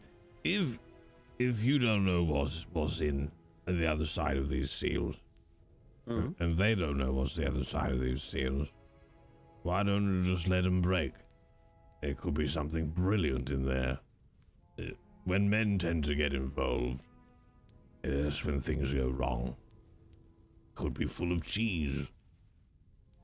That's why we have so many women. I mean... And rolls. I mean, I can understand, not knowing it could, but to get where they went to put this creature was an incredibly complicated and rather intricate spell. And they went out of their way to hide these stepping stones so they can't be easily broken. You don't do that if they're just hiding cheese. Whatever they did, whatever they put away was so dangerous that they put it in a place that it's difficult to explain. How do I do this? Have you ever I don't know, walked down the street and saw something in the corner of your eye and you looked and thought there was something there but wasn't? Or heard something that you couldn't explain, or got that feeling that maybe someone was watching you or anything like that? Yes, well, God watches all. There is a reason for that. That is where what we call, it's kind of like a veil onto what we call, what was the word they said it was? Right. What? Veil. Not that kind of, I suppose, I guess it is. It was called Avalon, Merlin. That was it. They said it was called Avalon. They called it, it is a kind of, how do I put it? Another land that you can't really reach unless very specific circumstances. And to reach it, need to do these very complicated and very intricate kind of spells to get to it. And like to do the that, Bifrost. Like the what? Oh, the Bifrost. Yeah, kind of, yes. And Morgana stares daggers at Merlin. Yeah, I mean, as some other pagan parallels. Yes, of course. Other religions in the world, less obviously watered down religions, say similar things, but it's essentially all the same. It's almost like another realm or land that is occasionally tries to break through into ours, but just can't. And that is where they imprisoned whatever they've imprisoned. Well, whenever the cult wants to, break a seal, they murder a whole bunch of innocent common folks and stuff, so it can't be very good to get it out of there. I mean, well, from what I understand, and using that one as an example, the one in Chilston, that kind of stepping stone or seal. How would you prefer it? Would you prefer stepping stones or seals? Which one are you more comfortable with? Well, we've been using seals for a while. I think Stick we with the changed it up. seals. Lady Alice Stick with might get seals, that's good. confused. Are you sure? Okay, and Stepping seals. There's no perfect analogy here. Let's just move forward. Oh, okay, yeah. So to use Chilston, when they our ancestors put up these wards, or we should have used wards really, these seals, they kind of put it that they can only be broken in a very specific way, that perhaps it would be very difficult to do and only would be done in a dire need. Ideally, never. So, for example, Lots of mass murder. It's some really oddly cruel conditions for war. Indeed. Who would ever think that the terms of that seal to be broken was that a town of sound people would kill each other? Well, what is the likelihood of that ever happening? An entire town ripping each other apart. I mean, I'm the only survivor from Parish. It was quite horrible. That was... she's from Parish? Yes, she's from Parish. Is she safe to be in here? I mean... she is fine. I am sure of it. Right, okay. Yeah, Parish was the catalyst of it. You see, it needed something to ignite, to start all of these rituals, I suppose you could say, and that was the catalyst. And neither us nor the cult actually did that. That was what was ever inside that influenced that. So the thing behind the seals in Yes. Avalon, did that. Indeed. So, should I tell them? I suppose you have to. So the cult isn't totally without reason for what they're doing. The seals are actually somewhat breaking on their own, like slowly. Whatever's in there is trying to get out quite viciously, and we don't really know how to reseal them yet, but you're working on it, aren't you? Yes, I'm working on it. It's a lot to read through, and it's quite complicated, but I am working on it, and we're going to give you time to find out that thing. Yes, we'll give me time, and I'm sure I'll be able to do that. Sure, no pressure, just the entire world. I'm sure one of my ancestors down the line will be able, if I can't. We've got years yet, we hope. Maybe. It doesn't seem like years. I mean, they are coming down a little quicker than usual, than we anticipated. Yes. Well, the cult's activity. Like, give them a boost. Like. Well, the cult activity is not helping. We have to find these seals because they're trying to actively. Seal where the cult is it going to be enough to just stop them, or should we like try to boost the seal? Like, there you go, have some food, get stronger. Well, don't break. To lower a seal, you need to start a somewhat ritualistic thing to break these seals down, and if you prevent that from finishing, then the seal, I suppose, you can't redo the ritual for a very long time. Okay. Well, that's good at least. But the seal doesn't repair itself. We're still working on that side of things. But we are cataloguing each and every single one that we find. So in the future, when we do have a solution, and we will have one, yes, we will go back and reinforce the seals. Just got like one more question. We know there's a certain number of them. Are they all here, or like some of them in France? They are all here. All right, that's a bit more convenient then. Useful. It's very convenient. Guess we're not going to France. Wait, we're not going to France? Doesn't seem like it. I mean, thought it'd be interesting. Maybe afterward we travel. can go to France. I hear they got good bread. Well, we'll see about that.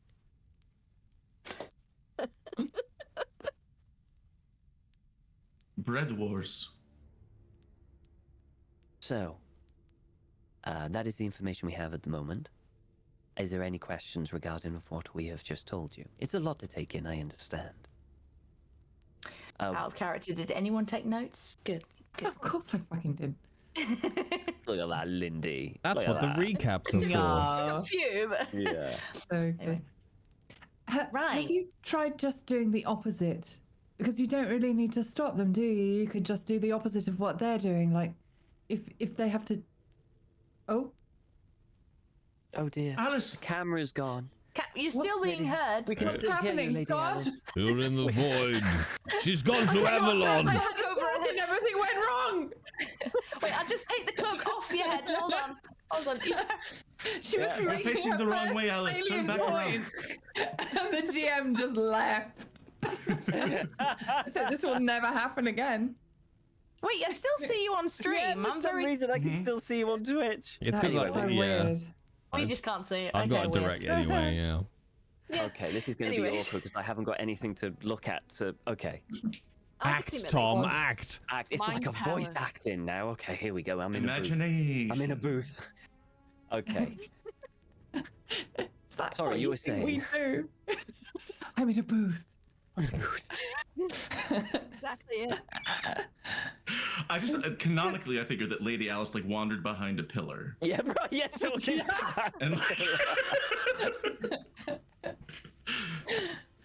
And What was I saying? Oh yeah, I remember. doing the opposite. Doing the opposite. Right, You don't need yeah. to stop. So if the whole town has to kill each other to make the seal break, why don't you just keep piling more people into the town? They can kill as many as they want, but if you just keep adding more people, I mean, Lady Alice is our outside the box problem it's solver. definitely outside the box. I don't think it's specifically. There's a specific. I think it's just a massacre of a town in that particular seal. They're not all so literal, I guess. Can't just expand the town borders. That Yes, you can't whole just of like England. kill all of them I part like that one one. and then repopulate. I think that would be. Well, because otherwise Ethelthred wouldn't have survived, right? Yes, That's true. True. And It's more about the sentiment.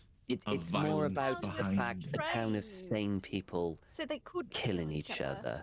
I think that is the corruption. Of, That's what if you it. just okay. taped big gloves to their hands or something so they couldn't do anything? Where are we going to get that many gloves, Alice?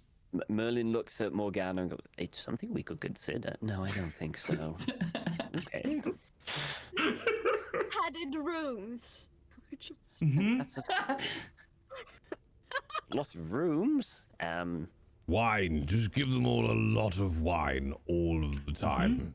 They will probably You could make them all buns with herbal remedies mixed in just to chill out. But you've got to keep in mind that the seals aren't all the same. You've done the one that's killed everyone. There won't be another one where everyone dies. They're all different. What- You Well, see. What's the next one? Everyone, like everyone in Parish died, and then everyone in The parish- Chilston was getting so, poisoned and killing I each should other. have really explained the parish one. So the parish was the catalyst to get this ball rolling, and Yeah. they willfully killed themselves to do this. They needed 13 people to willfully give their bodies to initiate There weren't a lot of this. people in Parish. No. So I imagine that's what killed, a village of 13 or whatever. So They willfully not all did of it. them are going to involve mass murder or people killing each other. all themselves. I certainly hope not. We're still That's been- discovering. We're 2 for 2 at this point. You know what I'm saying? But we're Well, the expecting true- all of them to be pretty bad. Still. Yes. They Like are murdering puppies or something. They are It's essentially. not going to be somebody eats a cake. You have to do something out of the ordinary and probably something rather awful to do it. They set up these seals so that you wouldn't accidentally break one, and it has to be So if we go to a something village you and they're like, morally against. Today is baby drowning day. We know they're probably trying to break us. Right. Yeah. If you notice a lot of babies being drowned in a certain village, there's a high chance that maybe they was What about associated. like Or a brothel pre- nearby. Or a or priests or monks breaking their vows? No, that happens rather often, doesn't it? Okay. I mean, oh, that's awful. I mean, you are only human, of course. Temptation is very tempting, This is why it's called that. indeed. Um. And that is why people of the cloth are chased. It's a Who are the it's a chased by? challenge. I guess the people really The wanting devil. them to break the vows. Oh, Yes, probably. That's why we have to run. Just so fast. always running away because otherwise someone's They're going getting to chased. get them and tackle them and so it's And like roll similar around on the rip ground. their clothes situations, off and but it's and more rip their like bodices habit open. chasers, I guess. Yes, that's right. Rope chasers. Cassock chasers is what we call them. I see. That's a good term for it. Merlin starts dabbing his home eye. Oh, Oh, it is warm down here. What is that? Where'd that fire come from? Wow. the fire is roars rather. Quite a lot down here.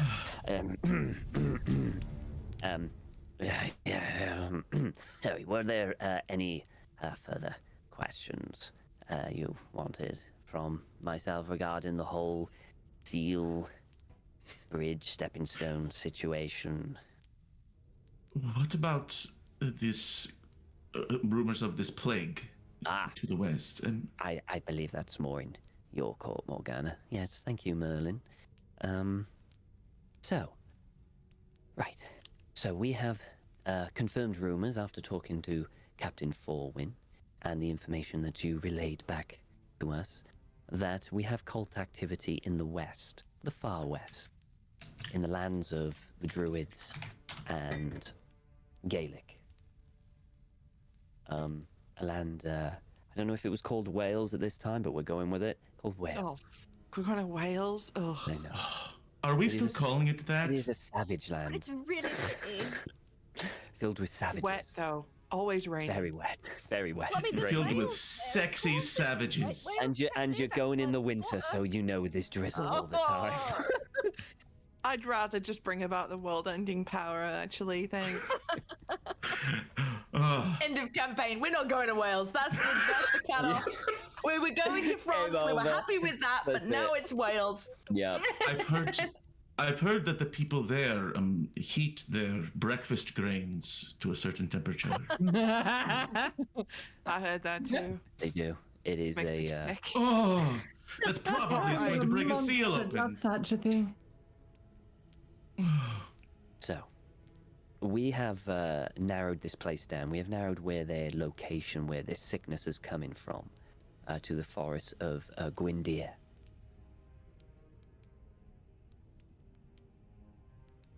A forest. Indeed, in a forest. It seems that there are villages, of course. We know that the pagan druids are working in the area, and they do not take kindly to people interfering in their forest. So expect hostilities there. All right. We Speaking fear of that. which, Mhm. oh, I'm just wondering. I am a man of the cloth, and I'm not prepared or equipped to deal with hostilities. Do you know a place around here where a brother can get an axe or a We have big an sword or armory. something? Yeah, that's good. Great. We You can have it, fight or the I could just castle. walk in and say, "Oh, You have my permission to take what you. thank you, Lady McKenna. That's very generous." Susie, what is this? I don't know. I get free Get a weapons. weapon on my dime, but no. Yeah. Fine. Trying to flex my nobility a little bit, but it's fine. I'll still use it. I'll still No. mention. Don't worry. We have agents in the area, working in the area that can contact you. However, there is a significant cult activity there. They have moved a rather large force into the area. Instead of subtlety, they are going in with force. So, But we are Right. nothing if not the picture of subtlety. We are incredibly subtle, but here's the thing: how do we tell the difference between a Welshman and a cultist? Sounds like you're setting up for a punchline here. I don't know. You will have to find that out. It's Right. not like they walk around with a big sign saying, "I'm a cultist." Although But the more Do they walk higher around with a members- ring? They do walk around with the ring. If they are of a certain standing within the cult, they have a ring. Yes, Aethelthrin. You said you had agents there, but Yes. people there. can we get some names of those people so we're not just like blumbering about until we figure out who is not against course. us? That'd be great. Maybe like a Yes. description, like Indeed. oh, you know, We have. Jonathan's got brown hair, and blue eyes. I will give you the Okay. names and the descriptions of the agents in the area. I believe the people in the area are, as I look up the list of the names, where did I put Oh, it? yes. That's great. Sir Lionel and Sir Percival are in the area.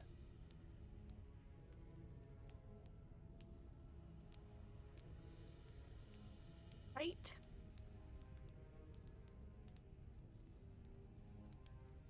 I will give you the descriptions once I have decided what they look like.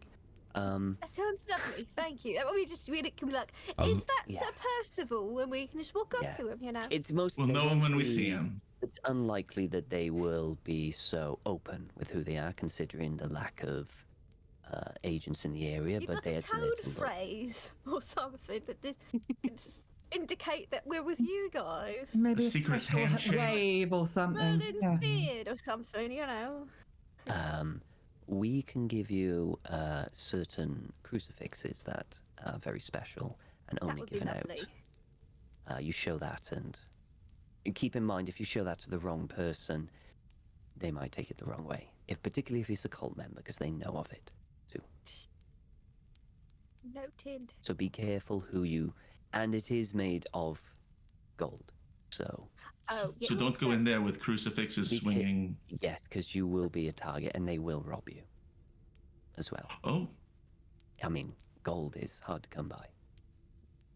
Brother Barnabas will need to get you a better haircut. They will mark you Seems as a a monk little- right away. Seems a little odd to use something quite so valuable and very, very prominent and obvious as a gold one, but I feel like subtlety, like a wooden one, might have been better. But what do I know? I know nothing about Christian Well, many stuff. people have wooden crucifixes. Right, but one with a little carving or a nice little flower on it or something. Easy to replicate. Right. Oh. Okay. We'll workshop it. We are very careful with these things. We do not lose them lightly. And if we were to lose them, we make every pains to recover them. Each knight has a unique one as well. It's pretty cool. How do you mean unique? Have they got like a smiley face on or They wearing have a a hat? mark. They have a marking. It's Huh? it's different for every individual.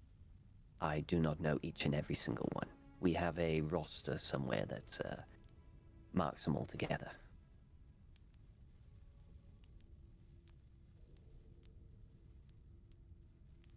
So, are there any further questions? Can I have one with a hat? A hat. We can engrave a hat in the crucifix if you want. If that is what you desire. In. You all can have your own unique symbol in it if you desire. These are very small, by the way. They're probably only about Oh, good. yay I was worried it's high. gonna be heavy. And yes, it's quite subtle. You can wear it wherever, around your neck, around your wrist, hidden away in a pocket. It's for you to decide where to put it. I have a question. Yes. You come from a long line of very knowledgeable people. I suppose you could say that.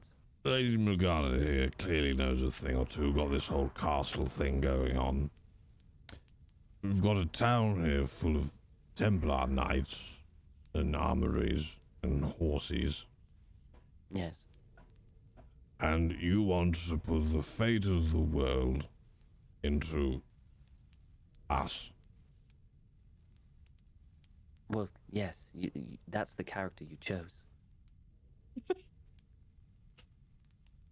Hang on, I'm trapped behind this fourth wall.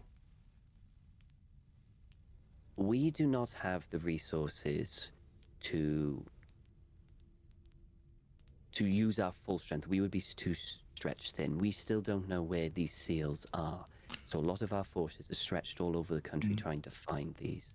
We are a much Also- smaller organization than the cult.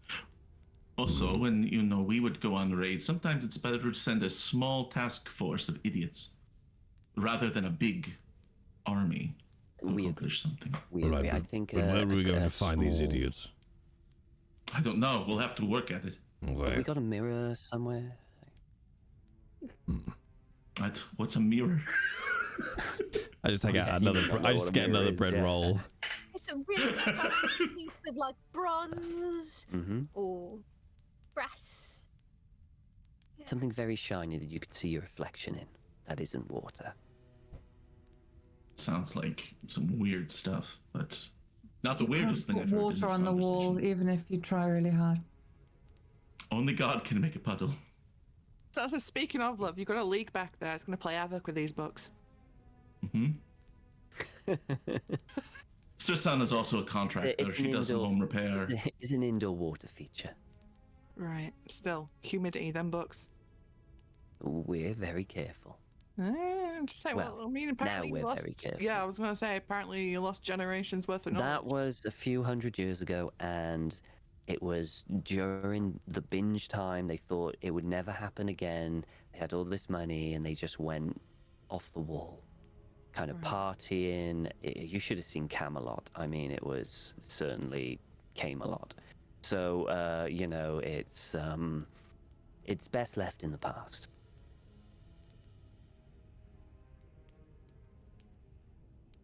Right. And there's a lot of books you really don't want to touch from that era. Sticky pages? So many. Yeah, I thought so. Hmm. Right. Let's go invade a foreign country. We can provide any equipment that you need. Go up to our armor. He will be able to provide and fit you for anything. We have a very limited supply of chain, so I'm afraid we probably won't be able to supply anyone with chain. But we have leathers. We have weapons of any type that you would like and acquire. Any supplies that you might need. And of course, you have your horse and cart that you may keep. Father Barnabas, we're going to have to get you some casual clothing. Why? We're going into a place where they want to kill Christians. Oh yes, I'm one of those. I remember. Yes, Some streetwear. a casual clothing. Yes. A nice button-up. Yes, all right. I will need storage though for my breakfast. Oh, we'll get you some pockets. Brilliant. All right. Nice hat to cover up the tonsure. This is just my head. All right. Didn't even ask for it to be cut It's a like big this. flag. All right. I mean, I would, if I saw that, I would be like, oh, here comes a monk. But all right. It's all right. I'll do plenty of things so they won't think I'm We a could monk. get you a hat, so you know you Yes. can cover. I But feel also, like you're. yes, good. Whatever you do, don't act like a monk. Cold. All right. So you should probably cover your head anyway, or you might catch a chill. I mean, I'll cover You should mine. do all the things that you're told not to do. Brilliant. Yes, we should do all the things we are told not to do. I feel a little bit like I'm being walked into costume choices I won't be able to do in a week's time, but I'm excited to see what happens.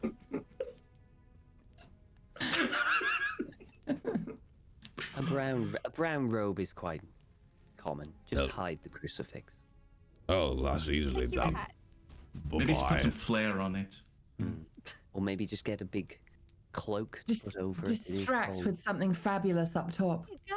Bedazzle it. Now you can. Now you just look like a Colin in the rain. A wet Colin. Who would want to look at a wet man in the rain? Yeah. I think it worse things to look at. Thank you, Lady Morgan. I'm sorry we are bullshitting here, and we appreciate your guidance. How will we stay in contact with you? And I assume your contacts there will.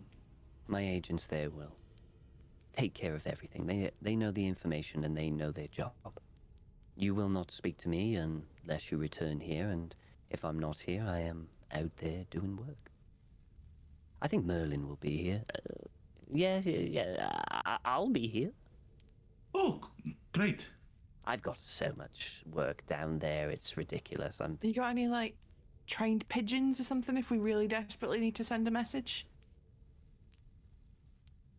No, I'm not someone who trains pigeons. Yeah, castle don't have pigeons. Pigeons can't talk, silly. Funny. Pigeons go from castle to castle. I mean, you could try. I mean, that's not how pigeons work, and there's a certain author out there that needs to have a very stern fucking word. That's not how birds work when you send in messages. But, well, I'll defer to you. Anything else? You want to put friggin' holes in the story even more? Let's just poke more. I have another question about the logic We're of in the Wales. seal It's quite a system. big place, I heard. Sorry, Doc, you carry on. I was just badgering Tom. Carry on. We love you, Tom, and we love your world that you've painted us with word pictures. Could we have a map of Wales, please? Because I once got lost on the way to the toilet. We can provide you a known map of the area to where you're going. You'll go into the forest of Gwyndir, so that should narrow things down at least a little bit. Windy. As in a person called Gwyn that is dear. Like Guinevere if she was a deer. Gwynedere. I guess. Oh, that's so cute. It's Gwyndir. in the language of the I don't speak it.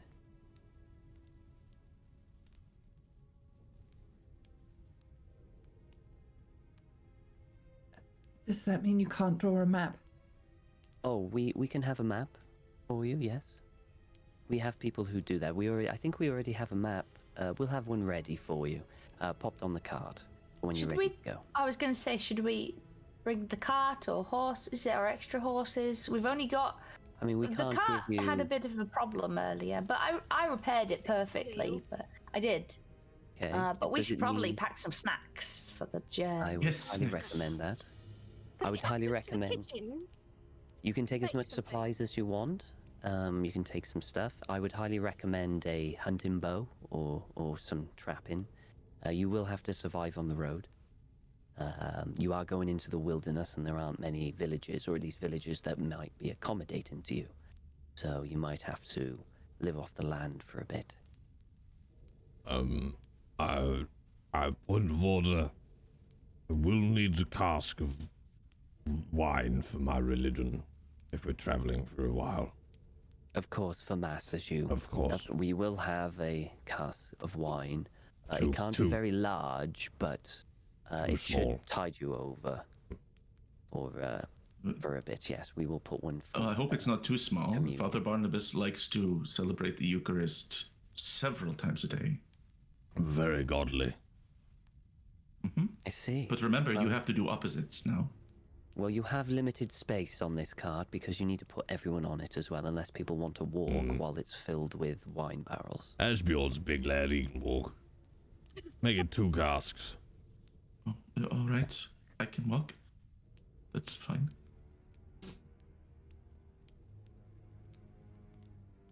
So, is there Right. anything else?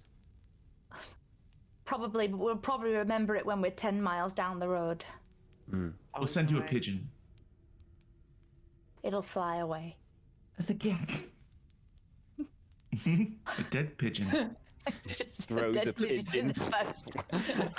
It's like when a cat brings you a pigeon. Like, Yeah. Yeah, so technically, then it's a squab, I think. But Astrid just slingshotting a pigeon across the castle wall. I have a slingshot and everything.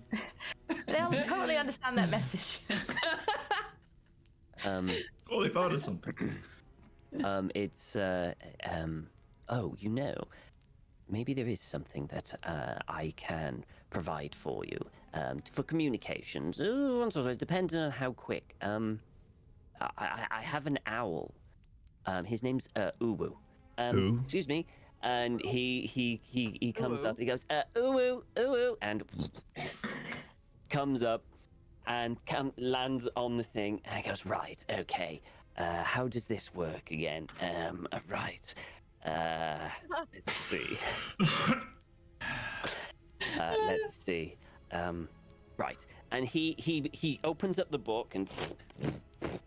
Oh, right. Okay. It's like this. Okay. So, who would like to be the bond with Uwu? I'll do it, but I'm not calling it Uwu. Oh, Look how please. cute he is. Oh, whoa. Look at him. No, Just- this feels like peer pressure. I don't think this owl agrees to this name. Look at Feels it. like pressure from an external source And somehow. and essentially the owl tilts its head and goes, Uwu. Oh god. I thought better Well of you. played. Oh gosh, aren't you clever? She tilts her head So- in the exact same way and says, it's mimicking. Alice. It's mimic. It mimics. Well, Gonna get some feedback soon. It's like an echo chamber. Lady Alice, would you like to bond with Uwu? I'm sorry, I'm engaged. It's not that kind of bond, but congratulations on your engagement. Oh, thank you. It's just that you will be a point, so when you need something, he will fly directly to you, and then will directly back to me. You see, wherever you are, That sounds very alarming. What if I'm in the privy? he will fly to the privy. Oh, Anyway, you don't have to be. We can choose someone else if you prefer. no, that's You that's okay? fine. If you, I just need to do a mark-in on your body somewhere. Where would you like it?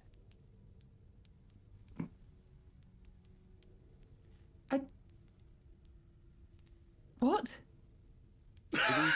It is the thing that connects you to the owl.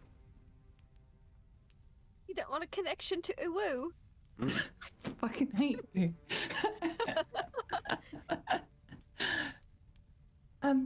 Could you maybe just draw something very pretty and lovely? U-W-U. Yeah, of course. Well, it's kind of it won't be visible. It will only be visible once you're in contact with the owl. Right. I can hide it. So it's not just where it's going to land or something, because you'd have to be very careful. You don't want an owl on your face. It won't land where it's kind of like a beacon, like a big shiny light for it to fly to. I should have said a lovely. big shiny light. Anyway, so I can put it anywhere on your body, your hand, your arm. What would you?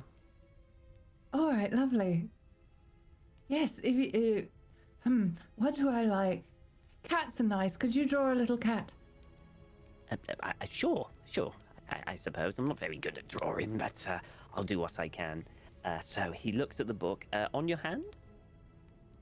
I don't know. Where do you think? Because you, what does everybody think? Because I could just, and she starts like moving You her don't hair. want to and ask there's us that question. No. As you start moving your head. Oh. There's an awful lot of places that this could go, and all of them would. What? Ignore the lumps under Brother Barnabas's robe. Why is one moving? A mouse is after the bread. What about on your arm where it could land? Yes. Your neck On your under forearm? Is it so it glows or something strange? Once the owl is near, yes. Well, then So in you that kind of case, want it to be needs able to see it, right? I mean, But we don't want it- anyone else to see it, right? So it No. needs to be somewhere concealed. Well, that's the thing. Is why does it glow? Is that so that you go, oh, the owl's close, so therefore you need to see it? Otherwise, if you put it on the back of your neck, how are you going to even know that? Unless you're constantly asking people to These are just good check. questions. Could you just check? It's just so how the what's- spell works. So it doesn't. So you don't need to know. Don't need to see it. It could be hidden. So she could put it like hiding The owl in a Someplace- doesn't hairline. need to see it. It's just a side effect of it being near you. It's just the magical connection between the owl and the Right. symbol that I put on the body. It's just it's like a beacon. Can you have a I nice don't know how to lower describe back it any kind of- further than that. Oh, I like You that. want you want to tramp? Yes. Give Lady Alice a magical tramp stamp, please. This does mean, though, because she's wearing a dress, that she's going to have to just. just like I know, literally that's why I disrobe. didn't- And Amazing. Merlin's No, like, we're in. We've done it now. oh my, There you and go. Morgana's just She would not be wearing any underwear as well in this age. Bare bum. Merlin, are you sure this is a good idea? She was the one who insisted on it. Oh God, I think it winked at me. Okay, here we go. And he's like this. He's got right. I'm gonna just keep reading the book. Could someone guide my finger to where it needs to be? Because I shouldn't really. I'll do it. Is this going I'll do it. to I'm a man of the cloth. I'll help. Okay. I think this is right. You said a little cat, right? Yes, a a little little- pussycat. That okay. would be lovely. Okay. And he starts saying some words, and on the tip of his finger, he starts touching the skin, and it starts to glow in the shape of a cat outline. Oh, Does that's it pretty. hurt That at looks all? really nice. As that happens, you see the owl's eyes kind of start to glow and glow and glow until finally they glow quite bright and then dim down just as the symbol glows bright and dims down. And he goes, right, that's done. That's over. I'm gonna go back into my study now and carry Yes, I on bet work. you are, Merlin. I'm just No, checking but Put my it. skirt down now, please. I'm just Yeah, checking lovely it for a little. to meet you all so very Very good. very much. Goodbye. And he kind of just shuffles off down. And the owl's just kind of still there. And, come on, Uwu. And just kind of follows him down into this Goodbye. thing. They seem jolly Horror nice. game. And so, quick question. Did any of the men avert their eyes? No. I didn't. Morgana's staring daggers at you two. It's like, is there anything else? Oh, no thanks. I've already got enough tattoos. Well then, the armory awaits. Thank you, Lady Morgana. We will do our best to stop this seal from popping off. Good luck, and may God be with you all. I feel like that little groan was actually from Tom and not from Morgana. And also with you. Thank you for your patience and guidance. Sure. God and whatnot. And she kind of she essentially just stands there waiting for you. And as that happens, the doors open up. See the two guards there that are just standing. And Tristane's there, waiting. If you like to follow me, we'll take you to the armory. You missed seeing Lady Alice's Owl. owl. It's very pretty. Very, very pretty. Yes, it is. Ooh, ooh. Ooh, ooh. Yeah, it's Ooh. called Uwu. Please come this way. All right. Starts to lead you out. Okay, so he heads up, and he takes you to the armory of this place. Inside is quite a few people there working hard. There's a kind of a gentleman there that's is the lead blacksmith, but he's got a lot of apprentices around him. It's quite a big forge as well. This is like a castle kind of blacksmith that'll have to do everything: horseshoes, weapons, armor, repairs, everything. So it is quite a large thing. Very hot, very very dusty and dirty. There's also so there's the head armorer there. He is quite a broad gentleman, very more kind of like been there for a while, quite chubby, but it's kind of like where he in his youth he used to be just ripped, but then age of time has come and it's just kind of lessened a little bit, but he's still broad and knows that you could like snap a tree in half if you tried. So he's there, and there's also another gentleman there, much younger, again wearing kind of like the chain of the Templars, and he's got a notepad and he seems to be taking inventory of all the other items and stuff. And of course, just normal people going around working. So Tristane kind of points you at the person. I'll need to get a name for him very quickly now. Let me have a look at the name. Going up. He goes, over there is Edgar. He's our head blacksmith. If you want anything made very quickly, or he has anything or repaired, I suggest you talk to him. Yes, I have a list. Or you can see Sir Galahad right there on taking inventory of everything else. Oh. All right. Well, I think I'll start with Galahad, just to see what they already have. I don't want to waste time crafting something from scratch. Okay. They already have it. So you head on over to this gentleman. He's again wearing the same thing. He's got chain. He's got his sword. He's got kind of like a kite shield just to the side. And he actually, I don't know if they had kite shields at this time. I'm not sure if they were like those towery kind of like square ones, weren't they, or round shield? More round shields in this. We'll say it's a round shield. And he's there. He is probably in his 40s, I would say. He has a wonderful kind of like a mustache that twirls up at the end. He has kind of long black salt and pepper hair coming back down across his shoulders, with a little tiny little bit of receding hairline, but still got a good head of hair.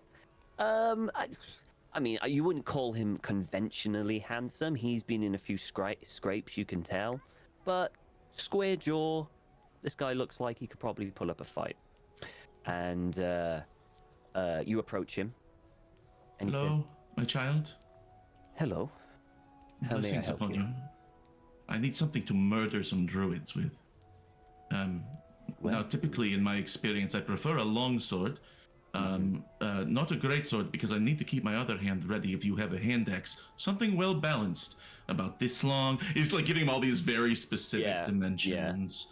And it doesn't have to be fancy. It just needs to, split some heads open. Also, I find that the shields that you have here are just a little bit too big for me. Where I come from, they're round, but they're much smaller.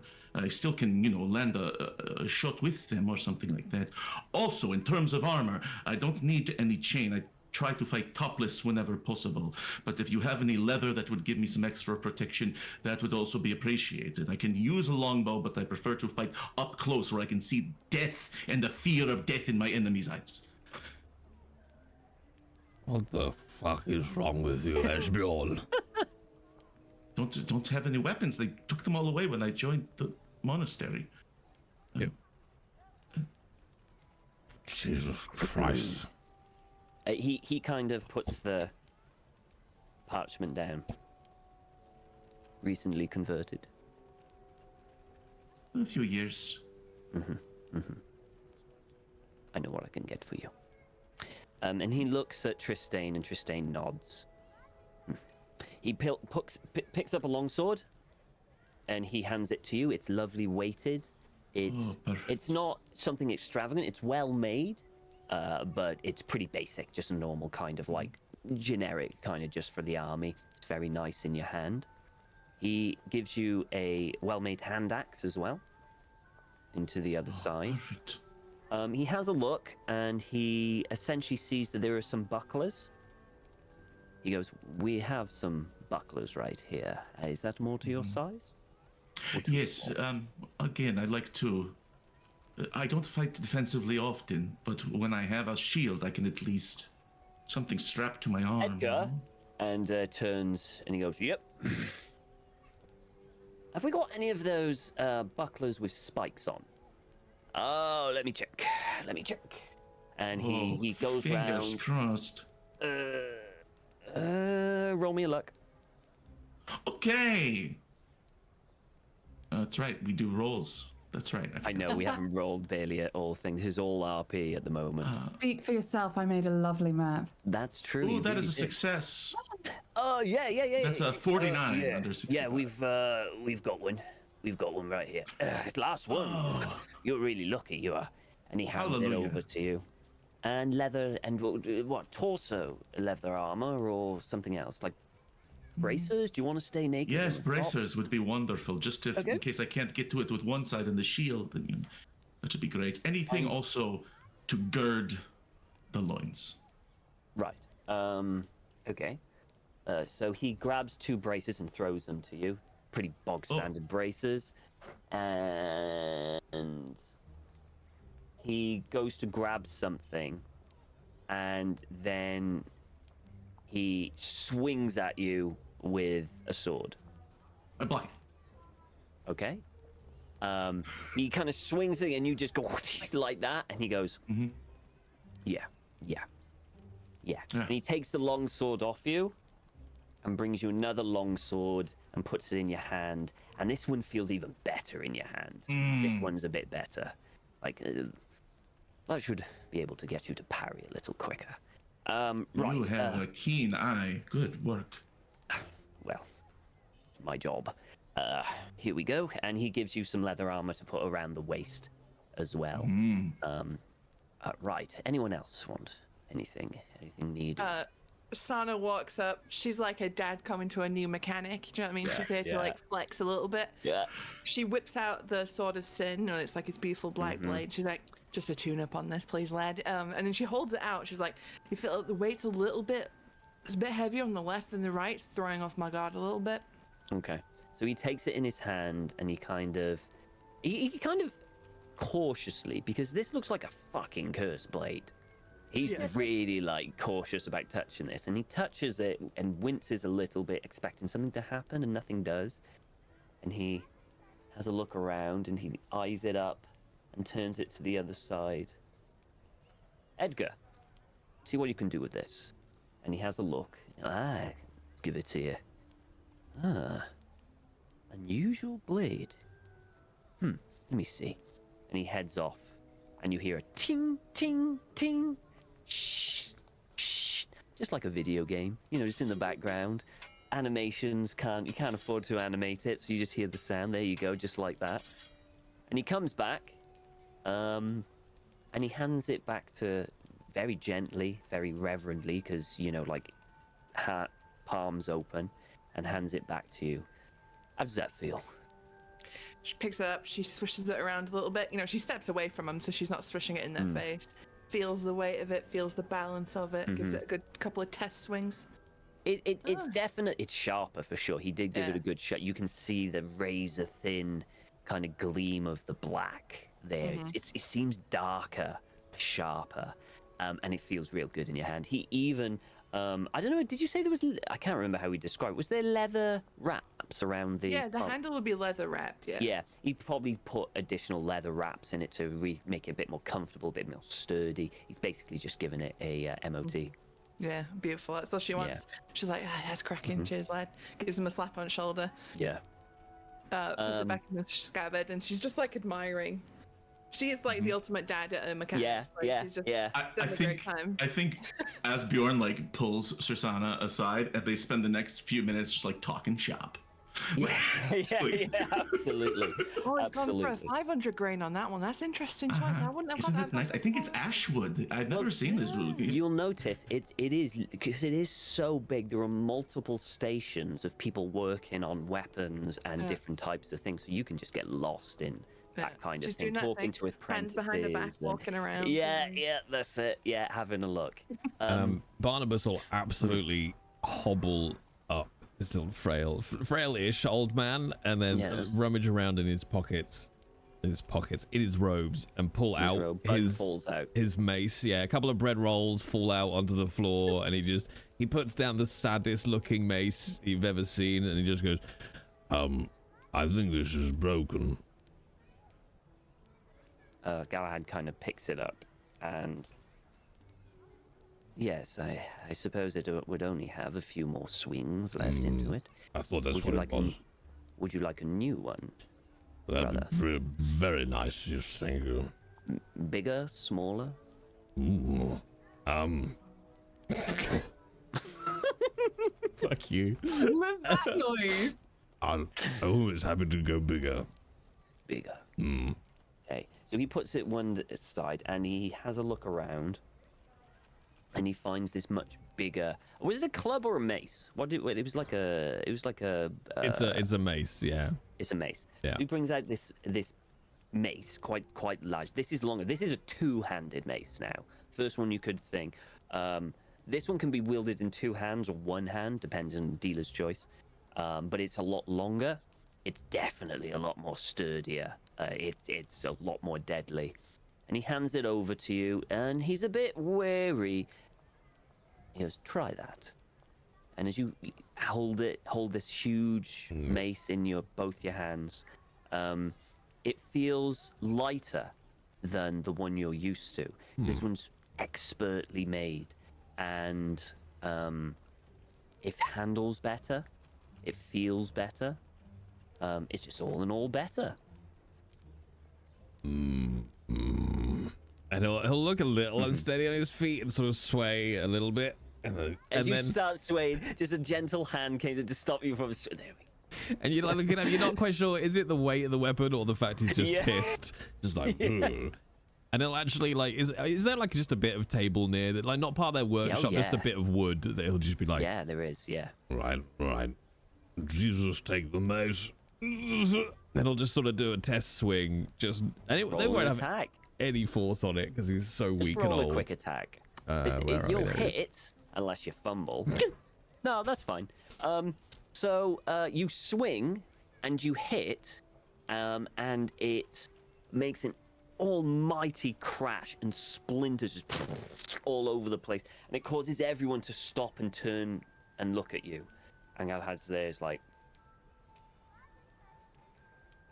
maybe put the mace down until you see an enemy. Sorry, the power of God came upon me, you know. That is okay. It was brilliant, though. Thank you very much.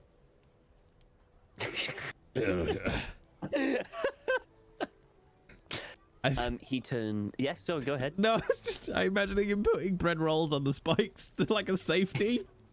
Just put that on there. There we go. Brilliant. This is the scene that needs artwork. Oh my goodness, this is insane. He turns to the other people. Is there anything we can do for you? I don't know. What can you do? Well, my lady, we could supply you with a small, sleek dagger, if you would want something like that. I don't know your combat skills, I'm afraid. Have you ever fought before? The last chap just gave me an owl.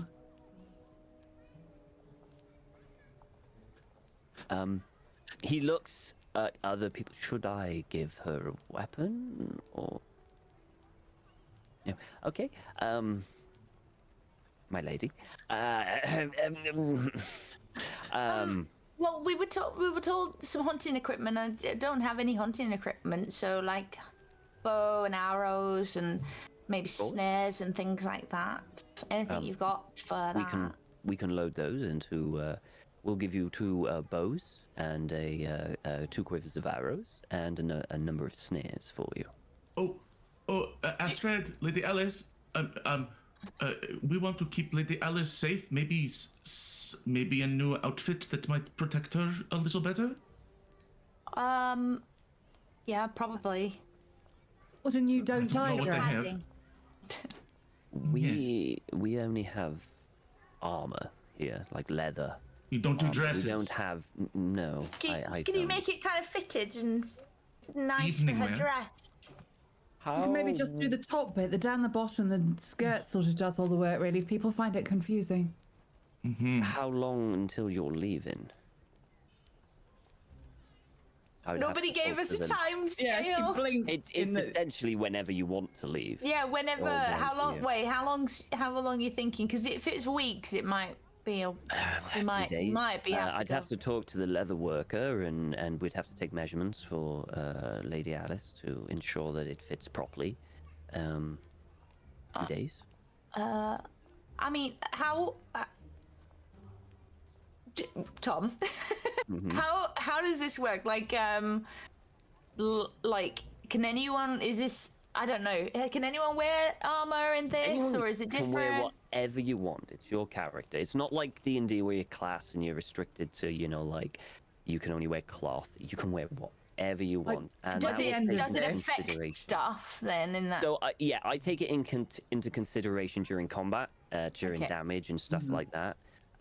It will help reduce physical stress as well. So it'll take a physical. So if you're wearing chain and you get hit, I take that into consideration that the chain could absorb quite a lot of that physical stress. So you would get less. Okay. Yeah. So, yeah, I mean, like, because I think Astrid might,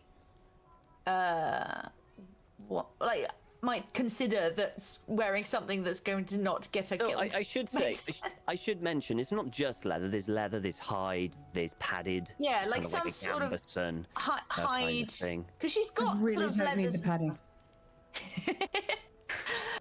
But yeah, I mean, I think Astrid would go for something very basic, but like sort of a leather padded.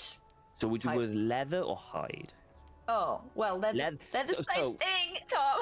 They're made out of animals. What No, do you mean? sorry, they do- sorry. I class hide as soft leather and leather as hard leather. Oh, okay. See, I'd probably switch that. But I You want soft leather or hard leather? to be honest, I think because she's not really a combatant, I don't think she'd want to be walking around in something annoying. So I think just a soft leather thing. Soft leather thing? Yeah. Yeah, they which can- I mean might be what she already has, but I don't know. Well, that's but down to maybe you. a better. I think you just had furs, right? Didn't you have Yeah, just kind of she's furs and got fabric? sort of bits of leather and stuff, but Yeah. not really armor. So I Yeah. think this would just be a bit more of an upgrade. Okay. Incorporated. So yeah, I think a hide, basic soft leather stuff. Soft leather armor. Okay. Yeah. No problem. And I don't know I what. think if she sees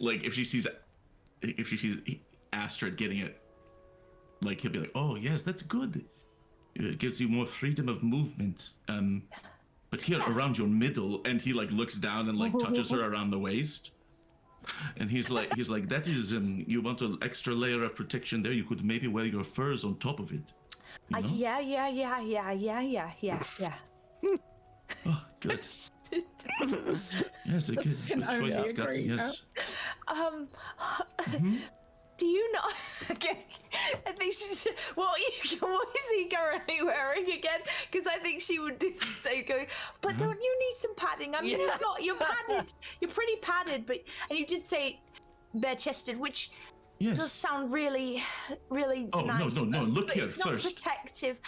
Here, and he takes her hand, and he like runs it up his arm, and it's like, here, the bracers go here, so I can just flick Every the little incoming muscle blows. thing. But here, look, and he puts her hands on his chest, his abs. Oh, you're he's like- already kind of hard. Yes, I am. Oh, yeah, that feels like armor already. That's very Well, solid. Right. what about the shield? At this or point, something? Maybe. at this point, while you've been talking, Sugar had basically just moved on.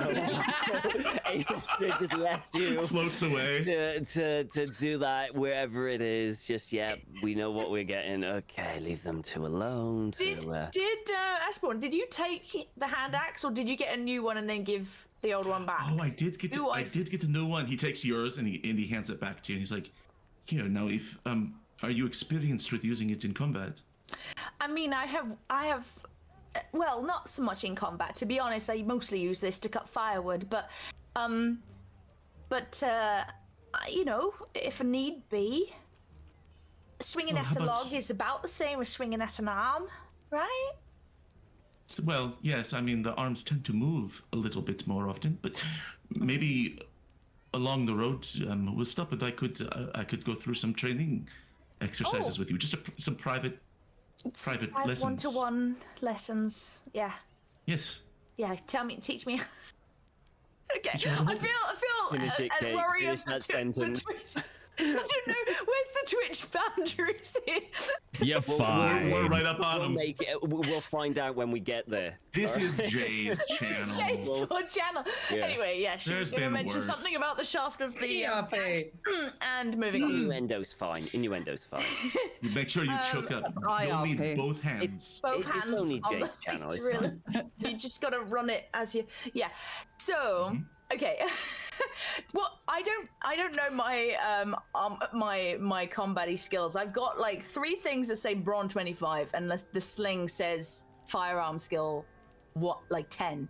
Yeah. So does that mean any non-melee thing is going to be pretty bad? So like using the bow and stuff. Yeah. So I think you Right, get so, a basic yeah. skill of. I'll give you a basic skill of 20. Yeah, I'll give you a basic skill of 25 for a bow. So not the shoot the bow. sling, or to boost You know, my boost- firearm skill 1 up. So essentially, what we would do is under firearm skill, we would add bows to that underneath sling, and then Okay. we'd just add 25 to it. So I can do that for you now. Oh, there's fighting and then there's firearms. So maybe. Yes. So we're using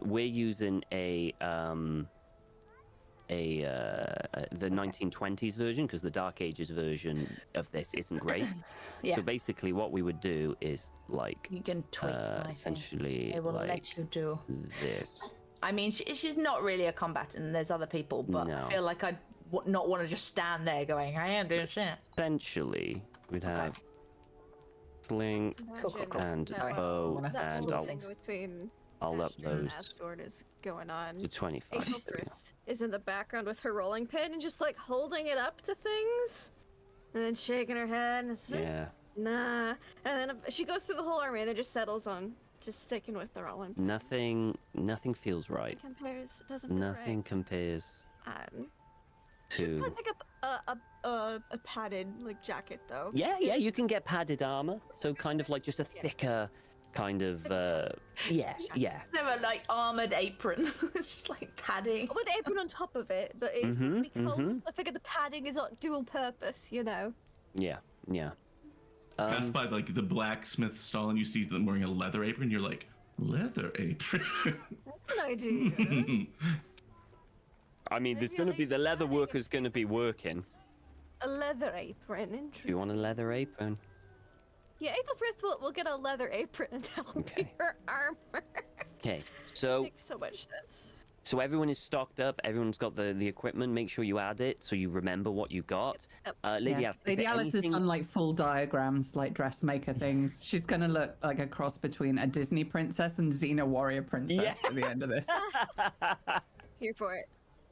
So, you've all got your things. In a few days' time, you will have all your leather armor tailored to you, how to fit and everything, so that you can start your journey off west into the wild west of Wales. And I think we'll end it there because we're over time. We are over time very quickly. But I wanted to get us there so we can next episode we can get straight into traveling episodes. Don't we just love it? So what we'll do, we'll very quickly go around the cast. Tell us who you are, what you do, all that lovely jazz. We'll go backwards this time. So Kate, Astrid. Everybody, I'm Kate, playing Astrid. Kate Madison on socials, or Kate Madison RP as well on some socials. So yes, you can find me sometimes. I've been streaming a little bit more recently over on my Kate Madison Twitch channel, doing a bit more, as we say, cowboy dollies. So been streaming a little bit over there. So if you want to watch some of that, you can come on over. That's the main thing. I'm on various other socials, so you can find me around, but I'm really bad at using the socials, so don't expect too much. I literally like tweeted something and a friend was like, I think a bot might be in your Twitch in your Twitter because this seems like a bot. And I was like, no, that was me. Sorry, I didn't contemplate it. So maybe I shouldn't just ever tweet. Anyway, moving on. Moving on, Lindy. Hey, it's me, Laugh Love Linda. You can find me online pretty much on all the social medias, although I too am bad at them. At Laugh Love Lindy. I stream lots of tabletop RPGs here, D&D and Call of Cthulhu on my channel, and on Fridays you can find me on Trooper SJP for some Traveler, just fun sci-fi stuff. Fantastic. Thank you so much, Susie.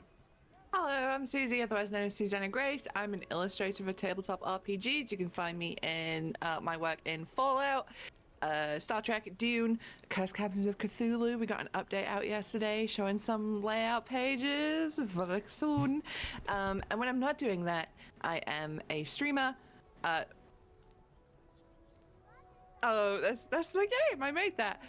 When I'm not doing that, though, I'm streaming over at twitch.tv/Susanna Grace, and that's Susanna with one N. Okay, thank you. Bye.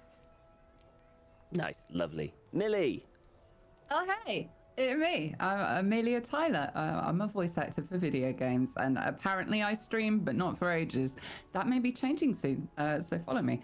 Can't remember what I'm promoting now. If you're going to be at the South Bank Centre on Saturday for the Symphony of the Realms, we've got a full concert of the music for Baldur's Gate 3 going on, and I am hosting it, apparently. Join me as we find out together what that means. Fantastic. Thank you, Millie. Thank you, Doc.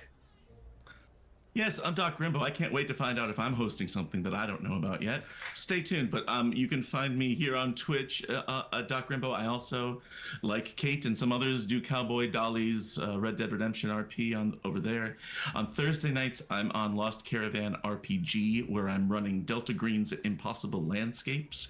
We're in our 3rd season of that, and the gang has just checked into a hotel where time isn't real and reality is melting around them. It's very shining, surreal horror vibes, and I can't wait to get back with that group. I've been off for a little while with travels and things, so I'm excited to get back, but I'm here every Tuesday, and I love it. I love it, I love it, I love it, even if it's on Jay's channel. Wow, Jay, what do you have to say about that?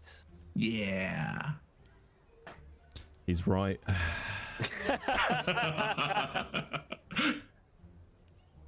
Everyone knows who Jay is. You're here because if you don't know who Jay is, then what the hell, man? What the hell? This is his channel. We couldn't do this without him, so thank you, Jay. I Totally myself, could. Yeah. Yeah. Totally could. Yep. I myself, I am Hotflakes Tom. I was the GM of this game. I somewhat stream a lot more than I used to now. I kind of stream here. Currently streaming some Elden Ring. I'm very close to finishing Elden Ring, I think. I've defeated Sword Mommy. She wasn't as bad as I thought. I kicked her ass. And I think I've just got a few more bosses to finish it up and everything like that. So I think we're doing. I almost be finishing time for the DLC in June.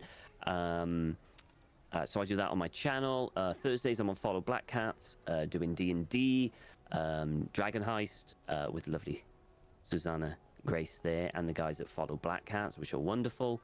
And that's pretty much it for me. I'm just all the socials, Hotflakes Tom. You can find me wherever, and on in Jay's Discord as well. I'm pretty active in Jay's Discord if you want to chat anything like that, Pendragon or whatever. And you'll probably see me again next week, next Tuesday, for another Pendragon episode 5. If you missed this stream. And why would you? How foolish of you. But if you missed the stream or you liked it so much, all of these episodes will be up on Jay's YouTube channel, Jay Britton VODs, I believe, Jay? Yeah, just dropped a link in chat. Just there. And it's not just this, it's everything that Jay does. But primarily, we know you're going to go there for this. So it's fine. It's fine. That's it for me. That's it. Jay. That's it. That's how I feel about life right now. Nice. This is when like this is my night off, and now at the end I have to be like, oh yeah, wait, hang on, wait, let me do the streamer phase. Oh, that's great. Thanks, Tom. Oh, what a great time we all had. Oh, hashtag blessed. Oh, great. Oh, dang. Love it. Yeah, that's it. That's it for Pendragon episode 5. Hi chat, it's me. I'll be back here on Thursday with more Red Dead Redemption 2. I also play some Cowboy Dollies over on my separate RP channel. I might be back on there tomorrow. I don't know. Depends how relaxed and easy I want to be. Millie's already turned the camera off despite the fact she's still on screen, but we'll let her off because she's Millie. And My camera keeps overheating. Get fucked. Just blow on it. Oh, see, look, it's dead again. I turned mine off to be like Millie, like we're all abandoning you. Just please, just everybody leave me. It's fine. But that's it. Obviously, we'll be back next week for more Pendragon, which is just such rampant bullshit. I love it. That's it. I'm going to raid us over to Domestic Dan, who was in chat earlier on. He's a lovely, lovely man, great streamer man, and is just wonderful. And he's playing the crab game, which I really, really want to look at because at Soul's crab game, 100% sold. But that's it. Yeah, this episode should be up on YouTube probably tomorrow morning, to be honest. 'Cause that's what I'm gonna do straight after the stream. Just edit it and upload it. That's it. Yeah, that's it. Go on, go away. Yeah. Bye. Go on, get.